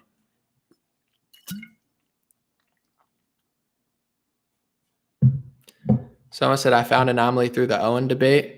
Me, Owen, and Andrew Meyer. It's a classic. Did they ban that one yet? I don't know. It's on BitChute. It's on here. We bring people together. That's what it is. That was a legendary debate too. Like I don't hate people that I disagree with on some things. That doesn't work that way. It's like I bring them together. I also paired up. This was a legendary debate. When I was doing my debate thing, I got Adam Green to debate someone from the Zionist Organization of America. Adam still loves that. He's like, bro, how did you make that happen? I was like, I had this rapper friend that was Jewish, and I told him I wanted to debate. Someone wanted to have the Zionist debate, so I got Adam, and my friend's like, my guy works for the Zionist Organization of America. I was like, perfect. This is what we do, folks. We're not out here hating. We get the big debates going. We get both views in. That's what it's about. It's not about hating people. It's about letting the conversation flow. Let's get it cracking. You're confident about this. You're confident about this. Let's get it cracking. Someone said Roseanne's crazy funny. She's the best. And in person, she's just as funny. She's exactly authentic. She's not a phony. She's one of the coolest person ever. Most women comedians, no offense, are not funny. Roseanne is legitimately hilarious. Everything she says is funny. In person, on television, she's that good.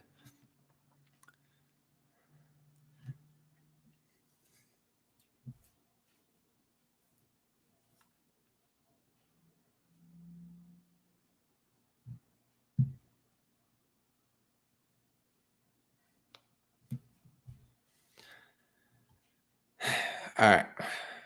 We got to get out of here in a second. I always overstay I said 20 minutes like an hour ago. I always do this. That's the one time I always lie, is when I'm like 20 minutes. I'm so bad with time. I always say 10 minutes, 20 minutes, and then it turns into an hour. That's my most dishonest moment, is trying to did I make Roseanne laugh? I have made her laugh a few times, and you feel good because it's like she doesn't laugh at everything. So I've made her laugh quite a few times, and it's a good feeling because you're like, you make one of the best comedians laugh, and she's not someone who just laughs all the time. She's so blunt. If she doesn't like it, she doesn't like it. She's not one to fake a laugh or fake anything. She'll talk shit right to you. I brought my buddy from Hawaii, was also Jewish, and he likes Bernie Sanders, and she was just railing on him. It was the funniest thing. She was railing on him for liking communism and socialism and said, Bernie's such a loser. Like, don't like him. That's bad. You're going to hell. And he was like, hell, we don't even believe in hell. And she's like, it was so funny. It was classic. Stay Wild Moonchild said, please mention what you're reading. I'm not on Twitter. I'd love to read and share ideas. I don't do the book club. I've told people, if you watch my videos, I got How to Lie with Statistics, Behold a Pale Horse. I've talked about most of the stuff, but I have like 80 books. I just haven't read them all. I got huge books. I got banned books. When E. Michael Jones got banned, I bought his book. I have a signed copy. Anytime a book gets banned, I buy it. One, because I want to see what it is, but also I feel like it's going to be valuable. If Amazon bans a book, I try to find it and buy it because I don't know. Is it going to be worth money someday if they like book burn and stuff? So any book that's taboo, I probably have bought it. All the World War II books, all the leaders, it's good to read what people are thinking from their own perspective. When you read what someone else says about someone else, it's like, imagine trying to read Donald Trump. Imagine trying to read Trump from the eyes of someone who doesn't like Trump. You're going to learn that Trump was Adolf Hitler. They're going to write hundreds of books about how Trump put people in concentration camps at the border of Mexico. That's going to happen. So you can't read secondhand information from other people. You have to go to the source, which is funny with Trump because he's not really the best writer. I read a lot of what's his book called? The Deal Maker. He sounds just like he does when he's speaking. He says, he'll be like, Mr. Greenberg thought he was a king, so I called him King Jonathan. Like, he makes up funny nicknames for people. Trump is hilarious. I don't know what type of autobiography Trump's going to make, but The Art of the Deal, he talks just like he does on Twitter. He just makes funny nicknames for all the building owners that he doesn't like. He'll be like, oh, he thinks he's a king, so I called him king. It's so funny. So his writing style is hilarious, or his speaking style. But, in general, I think autobiographies or self-written books, manifestos. That's the type of stuff where you're going to get, like, you don't want to hear what someone says about Karl Marx. Just read what he said, and then you'll figure it out. So I said, Trump is definitely a character. He's a very funny person. He's when Trump is on fire, he's one of the top 5 comedians in the country.